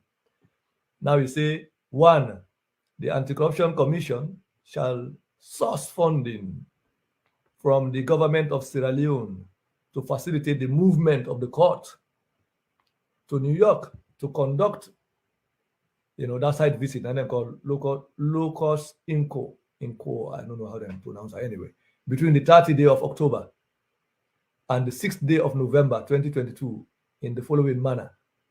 So the 30th of October, then tomorrow, self, and the 6th day of November, and 1 week in the following manner. 1, they need a return air ticket for the presiding judge and the court registrar from Freetown to New York and back to Freetown. Now the money they arrange for it to money back up, and this one they don't eat that million dollars that the New York building. Now the way they do the trial, like trial, then they come back with money. 2, return air ticket for 2 prosecutors from the ACC from Freetown to New York and back to Freetown. 3, per diem for the presiding judge and the court registrar for the duration of the visit. 4, per diem for the prosecutor for the duration of the trip. 5, return air ticket for the first and third accused from Freetown to New York and back to Freetown. Number 6, return air ticket for consuls for the first, third, and the 5th accused from Freetown to New York and back to Freetown. The return air tickets should be routed via Dakar to New York and return, as it will represent a cheaper outlay on government resources. The above orders are in the interest of justice. So I don't see it. This is not Fisher. Adrian Fisher. The signer, Honorable Adrian Fisher, 20th October 2022, signed Justice of the Superior Courts of Judicature. The Honorable Justice Fisher, Jr. So I don't know now what thing happened with the chance rebuilding case. I have laid out the parameters of the case, and I don't publish. Then there are 2 testimonies of the neighbor, one of the neighbors who sued the government of Sierra Leone through the embassy, na court in New York. Then we don't win the first aspect of the case, which is an argument against the embassy people, the way this thing they happen, then talk say, then not for be put on trial and get diplomatic immunity. The court in New York, the Southern District Court of New York, under the presiding judge, Edgardo Ramos, don't rule, say the Sierra Leonean government, then diplomats, them in New York, they're not able to claim immunity for the destruction of their neighbor's property through the abandoned building. And don't forget about even the destruction to the neighboring property, that the fact that the building as it is so, they undervalue the property, they own that area, all of the value of the property of that area, they go down, they depreciate because of that one building, that the thing that the property valuation, that's what it does. They don't turn the place to a wreckage. So now that makes 21 neighbors there already get complaints against the Sierra Leone mission in New York, diplomatic embarrassment, to the extent that the court in New York don't revoke the immunity of the embassy for saying they get right for sue them a court for the damages that they've caused, not just to their immediate neighbors, but even to the neighborhood. So don't forget that we might be having more cases to the point that we're not going to repair the damage that sell go for end up for sell the building maybe. And not only that, before these people then find way for old Ali Kabaden and the people that will transfer this money in 2019, over 5 million away for them fix that building. They still live in politics 1 year now. Now we think they'll add on top of it. The judge don't say they're all for Wakakana, New York. They're not the only kind of New York. Then they come with the lawyer there and the court registrar, anti-corruption prosecutors. But now New York and now the government, we own money then they pay back, taxpayers' money on top of the back for can't see the building. In addition to that, then they pay per diem to themselves for that for 1 week. The question is this in the interest of justice, in the interest of the image of Sierra Leone? And don't forget, Madabio say he has been traveling, looting billions of leones, millions of dollars out of the Central Bank of Sierra Leone for travel around the world because they repair the image of Sierra Leone. Here we have the image of Sierra Leone in the United Nations in New York. And the only thing which make the Americans give Madabio visa for America now because they were the UN. He came to the UN in 2018. He came to the UN in 2019. If you don't see the image of the building, if the building be done there that state where Samura Kamara and other people have don't eat this money, why did they not include it they did not raise it in 2018, 2019? Only after the African Express published say Madabio and young people they don't use the building in construction, they don't transfer 5 million, they don't chop her.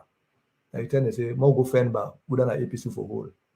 So the opposition in parliament, because of their leadership struggle, their effort for overthrow the party, this generation of people then, with their lawyers and their effort for getting rid of the party, then build this case together with Madabio and their alliance on their former flag bearer and their so-called party comrade.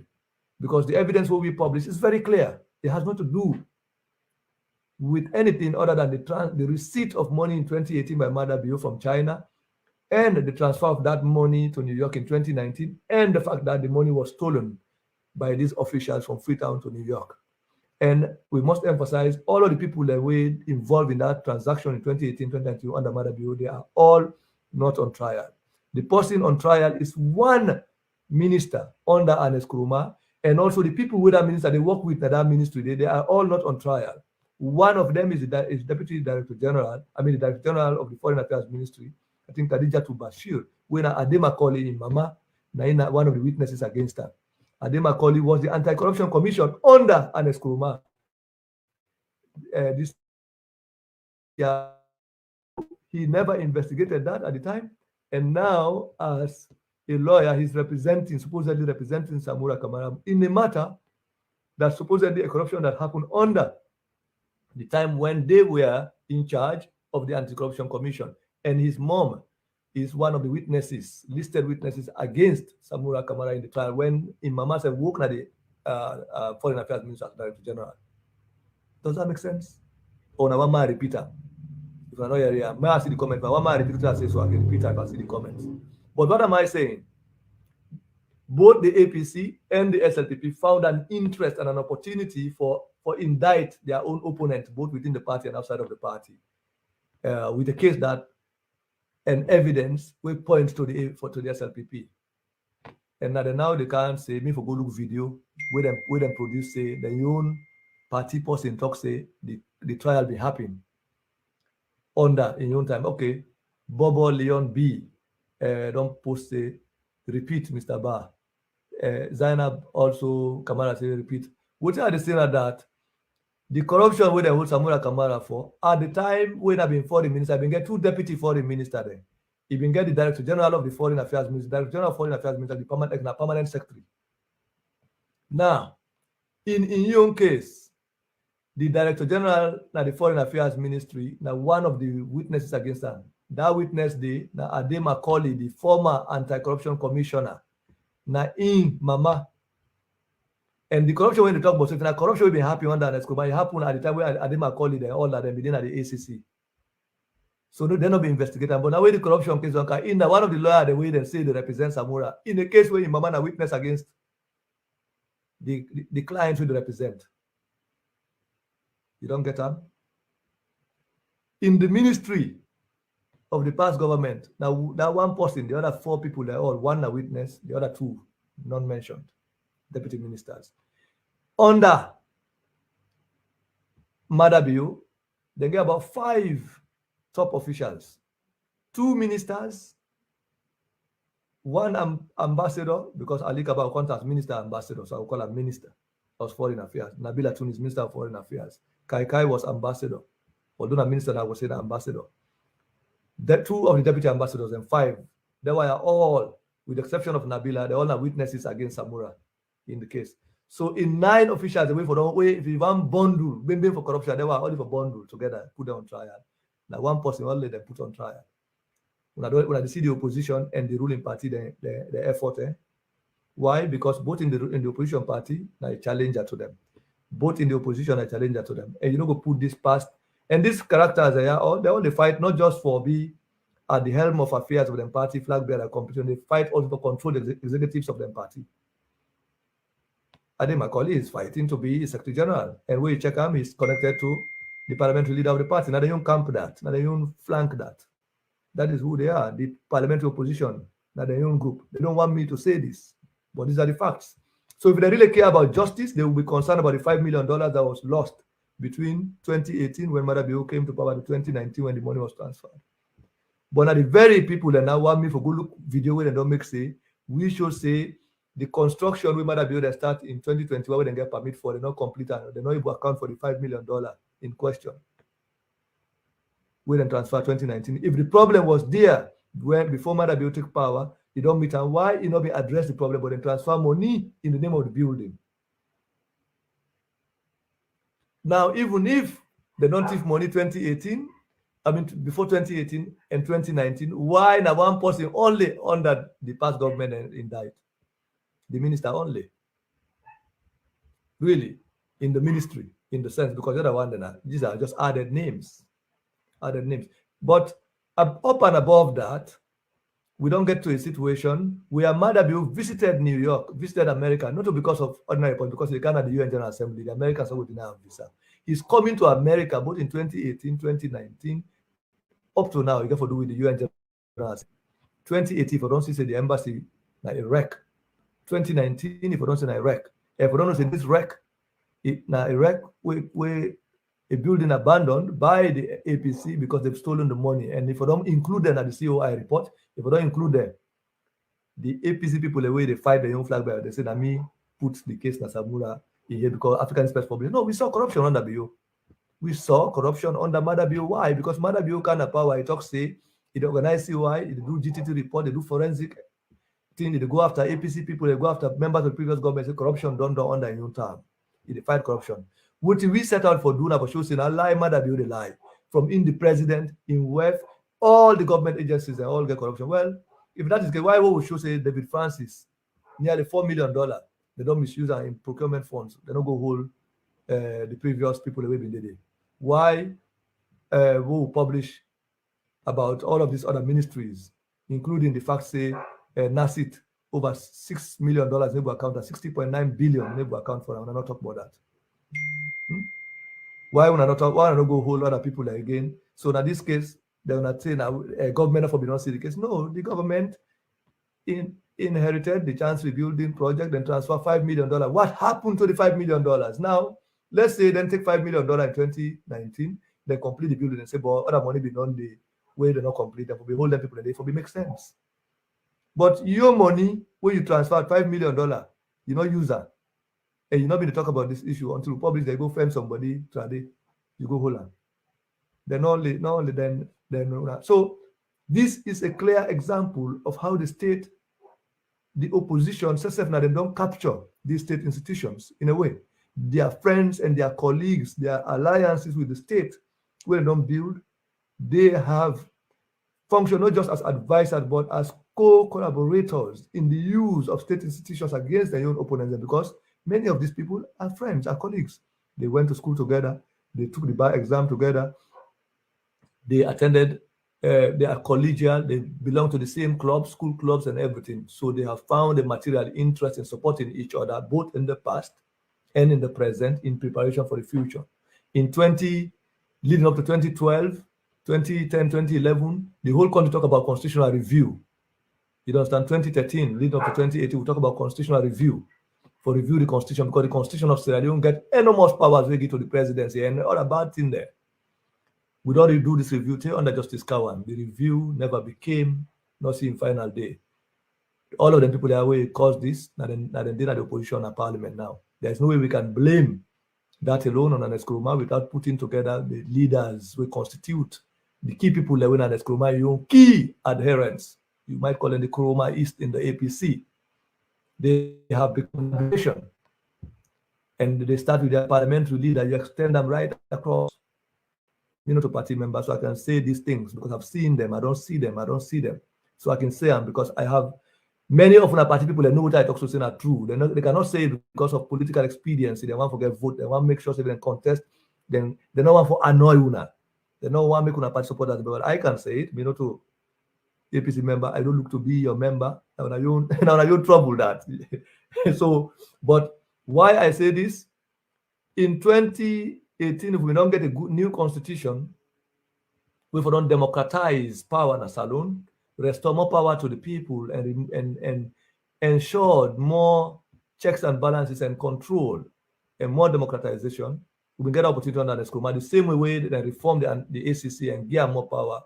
But these same politicians, because they imagine themselves as inheritors of the state, that they program an Eskroma and pump them up into what they call Supremo. After you, the same people that I don't brand Madabio to this monster. I feel like say Madabio breathe no more, all man they die.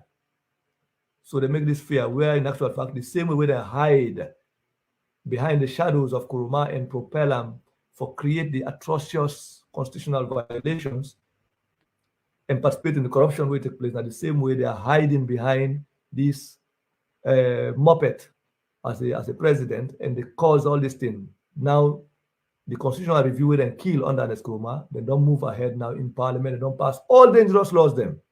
You begin for count now. Cyber Act, na parliament passer. This currency act, na parliament passer.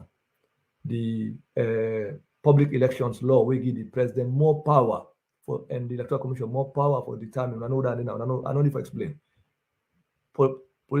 Public Elections Act of 2022, Parliament.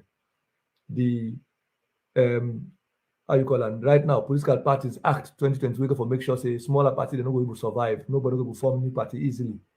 That they can try for passer. The Central Intelligence, National Security Central Intelligence Act, way complementary to the Cyber Act. That the same thing. Where they will just arrest opposition based on the idea of central intelligence. You don't understand, eh? Say we suspect you, seize your computer and things like that, and they pass up. They don't even pass this for help Madabio. Then they imagine, say, at the level of parliament, after Madabio, they're going to take over government. And when they take over government, there are lawyers, many of them lawyers. Check them. From your parties to the opposition, when them party, to all the one, and many of them are lawyers. Now imagine with this kind of dangerous laws, dangerous constitution, with dangerous secondary legislation we don't pass in these 4 to 5 years now. We check all the laws we don't pass. Now, anti-democratic law from cyber legislation to so no matter if you want to do this. So this is why Parliament has to be held squarely responsible. When opposition at Parliament, they are the real cancer to our democracy today. They are the cancer to the fight against corruption. They are poison to national development and national cohesion. Until we are able to single them out and put them in front of the people and address the issues that we're talking about, we'll be making a dangerous mistake. And me, I don't decide, say, for the opportunity that I have, and which is why I'm very grateful to then and now for giving me this opportunity. Nobody knows say I not say it. I will continue to say it continuously.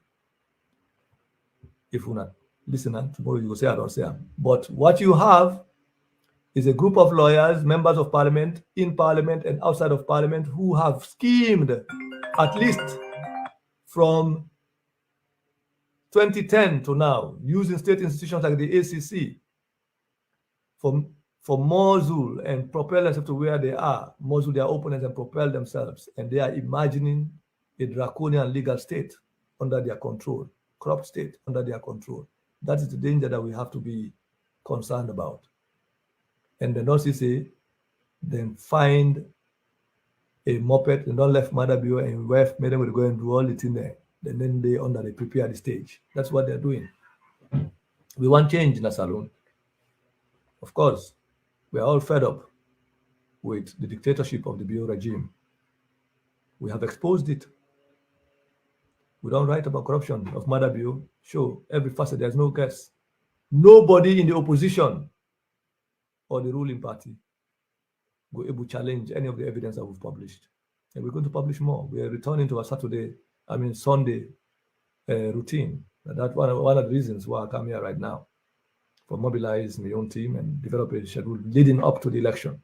I'm more determined than ever to expose graft and corruption across institutions and across the political class. That have my determination. I'm ready for doing without hesitation. And I will do it ferociously.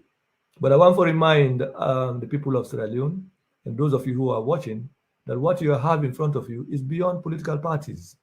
It's about the soul of the country, the life of the country, the future of the generations yet unborn. If we're not able to address this, it's going to be a very tedious situation. The discussion not long. We are now getting to 2 hours. In the next part 3 of this conversation, I will go back to 2018 and 2012 and show how the 2 incidents and they relate to the current case. But what I'm trying to say, if we are serious about accountability, we already have internal accountability systems that we need to develop at the level of Parliament, the Parliamentary Accountability Committee, to the Accountant General's Department, to the Audit Service, right up to the Central Bank. These should be able to control corruption and control graft and control waste. If anyone steals money, the laws we talk about theft and criminality and the theft of public funds should be able, law enforcement, to be able to deal with them. The CI, the Criminal Investigations Department, should be able to investigate them and charge them to court. The court should be able to find them guilty and sentence them without an anti-corruption commission. We will begin to make the case to international people for stop funding the anti-corruption commission. It is now a weapon in the hands of corrupt politicians where they use them for their own party fights in an election. It has become an anti-democratic institution. It is going to be used, it's used, it's no longer there. We had a good intention to bring this, but instead of serving its manifest function, it has become latent. It is a latent attribute that it has achieved, thanks to the effort of these rogue politicians in Parliament, mostly APC politicians. And they found relevance in their alliance with Madabio because they see Madabio as a moped that they can use to consolidate and then subvert power. In the end, they will do to Madabio the same thing or worse than what they have done to an Nkrumah that Jerome took place in their party. I say that, but the consequence, not to down the suffer, now the country gonna suffer. Because when you have rogues behaving in this kind of way, they are worse than the cartels, than the drug cartels in Latin America. And that the problem that we will continue to appeal to international organizations, international friends of Sierra Leone, who are engaging in Sierra Leone to make it as a condition of their engagement, the scrutinization of all of these organizations and individuals who are putting themselves forward as credible representatives of the people. We have to be concerned about the environment, dictatorial environment that's been nurtured both at the level of Parliament and across other institutions through the development of legislations that has the implication, they have the implication of nurturing a dangerous legal state. And that is what we have to be concerned about. And that we worry. So I would say that and thank many of you for listening and for paying attention. I see we got an appreciable audience today. I'm still developing the process, the competence for Siago the Redent here. So before I go, I know I don't already talk about the Anti-Corruption Commission, its weaponization. I don't address the role of the opposition in the current chance rebuilding case and how it has to be looked into.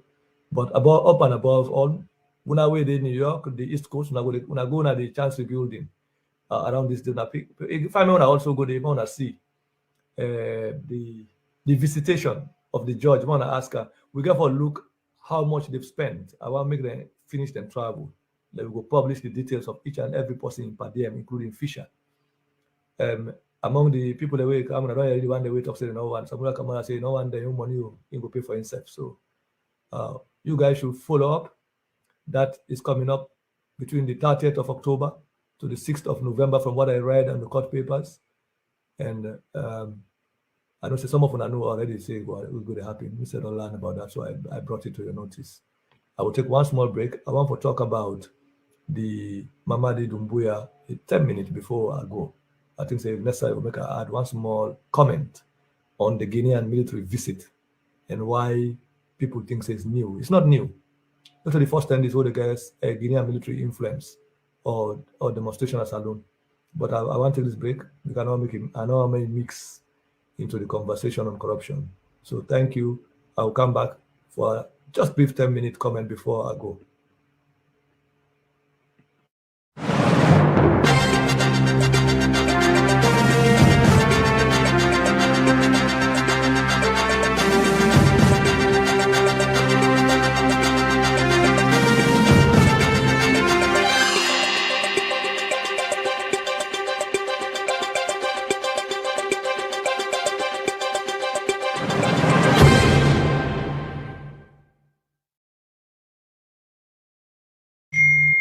Yeah.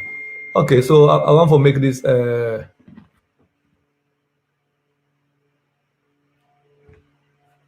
want for make this comment briefly that so before I make a comment, I don't read to the court papers. According to the court papers, that this week where they come nine the visit for them happen. So you got for cross check that and see whether they are going to do that or not. But I basically read the paper. Whether they will change their mind or not, that's upon them. But we are watching, and we will take the computers and aggregate the numbers and see how many people, how much money they are going to spend. We don't see the intention. They don't already give a legal basis for the Nkawan, why they want Canada, New York, and the money where they want to spend. So if they do that, we're going to publish the details. If they don't do that, it's upon them, but they already have papers and orders on that. So, and if they then decide to change the schedule, we will update you again on that. So that is what we have learned.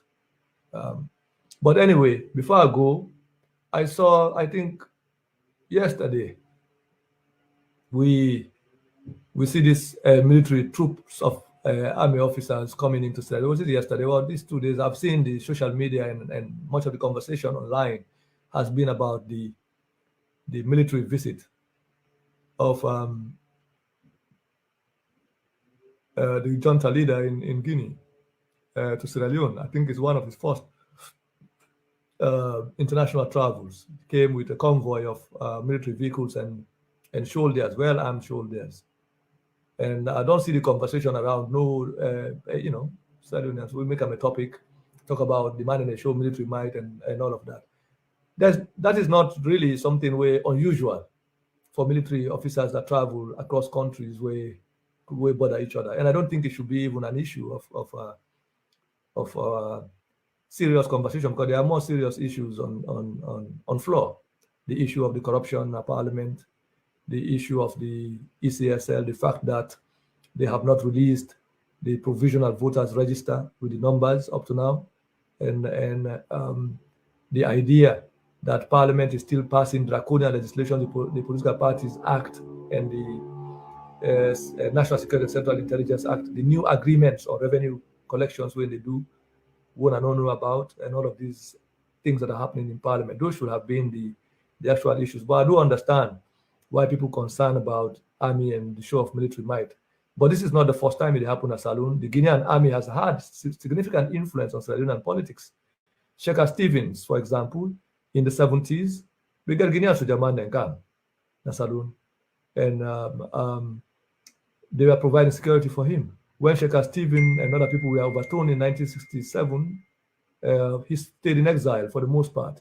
John Bangura and other people, they organized in Guinea and trained people in Guinea to come invade and remove the military government when it became apparent that the National Reformation Council was not going to leave power, and they were overthrown by young army officers later on, and they brought Sheikh Stephen back from exile. Even when they come out from exile, they can't take power in Guinea, was escorted by Guinean soldiers. So not only for Guinean soldiers with might. You see that Tijan Kaba as well. When Tijan Kaba was kicked out of power, who's been there? He didn't have Guinea. Stayed there for a long time. I didn't coordinate the military operation where returned to Tijan Kabana power. Guinea's army played a significant role in that, in the restoration of the ousted government of Tijan Kaba after the AFRC coup. We know that. This is a recent history. So part of the reason, again, you cannot compare military might, Wafu army. No, we know they compare the Sierra Leonean army and the Guinean army because they're two different ideological armies, two different, I don't call it, but two different orientational armies. One is of British orientation and the other is of French orientation. So the discipline in the army and the approach to national security and national warfare are different. As a journalist, when I travel, while I travel across Africa, I find out, say, in English-speaking countries where if I introduce myself, I can't on any airport or any border point and introduce myself as a journalist, and they get easy passage, then they allow you pass. But when I say being a journalist, and enter a French country, whether it's Guinea, Conakry, and other places, I get more scrutinized. Then they check me more than in English-speaking countries. That tells you our approach to national security is different. The French, they pay more attention. Speaking countries pay more attention to intelligence gathering, national security, more than most. They are more paranoid about that than English-speaking countries, from my own experience, from my own observation. So that can account for the show of might. And make we not forget, the Guinean army itself, for tell about how they're serious about national security and national defense. Now, one of the only armies in Africa that has repelled foreign military aggression, successfully repelled in a way. I know they call it Ethiopia. I'm talking about 1970, because we get this the Ethiopian army in those that I'm talking about. Maybe Marseille, West Africa, or one of the only. So meaning there's another. But in 1970, the Guinean Portuguese invasion of Guinea happened for overthrow the government of Sékou Touré. What happened? In 48 hours, the Guinean army and the Guinean politicians and everybody, national defense, everybody rose to the defense of the country and drove the foreign invaders. These were Western invasion of Guinea, the same way that happened in Libya. So when you check that, in fact, when you equate Guinea and maybe Guinea and Ethiopia with the war against Italy, the Italian invasion of Ethiopia, and then Cuba. Now, these are one of 3 countries where we'll check in history with that exceptional effort for repel foreign aggression within the shortest possible time. The Bay of Pigs in Cuba is still, in their national imagination. Guinea itself, the 1970 Portuguese invasion of Guinea, backed by other Western countries, really, and the successful effort of the Guinean army and their defense apparatus at the time for repel Rousseff. So subsequent to that, now ask yourself, which country today, including Libya, Muammar Gaddafi with all in might, was unable to defeat foreign invasion, NATO invasion of Libya? That's not to say, but I just tell you that the kind of military orientation that you're looking at, you should not be surprised with that kind of thing. And there's nothing wrong with a junta leader who is unwelcome the most part of the thing, and ECOWAS and other people don't reject him. So he has to think militarily, and he get that kind of escort. And that escort is not an invasion, it's not just invade Salon. May have been done with the understanding of a diplomatic visit, but sadly, is an army government coming to Sierra Leone to visit a civilian government. They have to behave that way. So let us understand things properly. The proper understanding of things is necessary for make we able to discuss both regional politics, international politics, as it relates to Sierra Leone and how it affects it. But remember again, Gaddafi visited Sierra Leone with the same kind of convoy. Remember the Mutkade and the soldier man and defense and delegation. So it is always, you get for do with the understanding of the host country. If Salombi say no, they allow Mamadi Doumbouya for the one soldier man said. But They came by road, so it's expected they will come with that kind of might. The question, though, what I would love to see on the part of the Sierra Leonean press and other people now for investigate whether the convoy that came and the ammunition with Nkawit and all that convoy all returned as they came. That for be with question, did they return? All the Sujaman them, all the gun them, everything with them come with, if they then go with them back. That is what you have to be concerned about. Because if they don't go with them back, is it possible that they came with guns and ammunition where they don't get left for Madabi and go back? Was the convoy a transportation of ammunition from Guinea into Sierra Leone? We have to find out that. So now that's the question. For journalists or people, that should be the question. If they then turn back with everything okay, both their personnel and their military hardware that they came with, if they return with everything, then they will be the point of conversation, the point of discussion, the point of interrogation. Because we're going to find out if the government can buy and use Guinea as a shipment point for bring ammunition at the country or not, gun and they bring from other BO, will get election or not. Because in 2000, leading up to 2012, we remember there was a discussion about the transportation of new arms and ammunition to the country, $5 million. I remember we all being whole. At the time, Musa Tarawali was, I think, Internal Affairs Minister when that shipment of ammunition was about $5 million or so. It was a whole argument, a whole debate leading up to the election. We get a convoy of trucks there again, army trucks that will be coming from Guinea camp into Freetown at the time. This was towards 2011, 2012, leading up to that election. So I find out that people usually forget things. So I'm just decided to add this into the conversation as thinking points. But it's not an unusual thing. Forget this kind of thing. And we've had it before. The Guinean army don't intervene as alone. Before the war in the 1970s, there was even a parliamentary resolution passed in 1970, Sheikh Stephen in time when he was prime minister, we allow the Guinean army for intervene as alone in defense of the government in the case that the government of Sierra Leone feel they cannot be defended or the defense system or the defense infrastructure that Sierra Leone will provide the required protection for the government and the territorial integrity of the country. So we had that in 1970. When I go look at YouTube, Sheikh Stevens himself in was talking. You get those videos about the 70s and the so-called coups, 1971 and 72, and the Guinean army stepping in as a consequence of that parliamentary resolution between Guinea and Sierra Leone, to the extent that they want for even include Liberia into the thing. But the Liberian president at the time, according to Sheikh Stevens, said he was thinking about it. History is important. Knowing the past is important. It's relevant to understanding the present and knowing where we're heading. So thank you very much for today's conversation. Thanks to all those who have been here, who've been listening and pay attention. We'll continue this conversation for next week. When I pay attention, maybe the government will change their plan, or the judiciary will change their plan for Ghana and New York. If that happens, we will also update that. But they already have it on their plans for CAM. Use more taxpayers' money for per diem and tickets.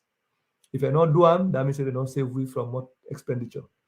But that's the case. And they don't already talk, say, they come with anti-corruption, they don't say they don't come New York, they don't investigate, they don't charge the case, so they come again. No more money, no more, they don't want to spend. So see you next week. And this is the Frontline Show with me, Cherno Alphaba. We are discussing the weaponization. We've been talking about the weaponization of the Anti-Corruption Commission during public elections from 2007 to 2018. We've highlighted the case of, 2022, we've highlighted the case of the 2022 example with the current chance rebuilding trial. In the next conversation, I will step back and continue deepen the conversation in the past. And I hope that you've had this will continue. This is the second episode on this subject.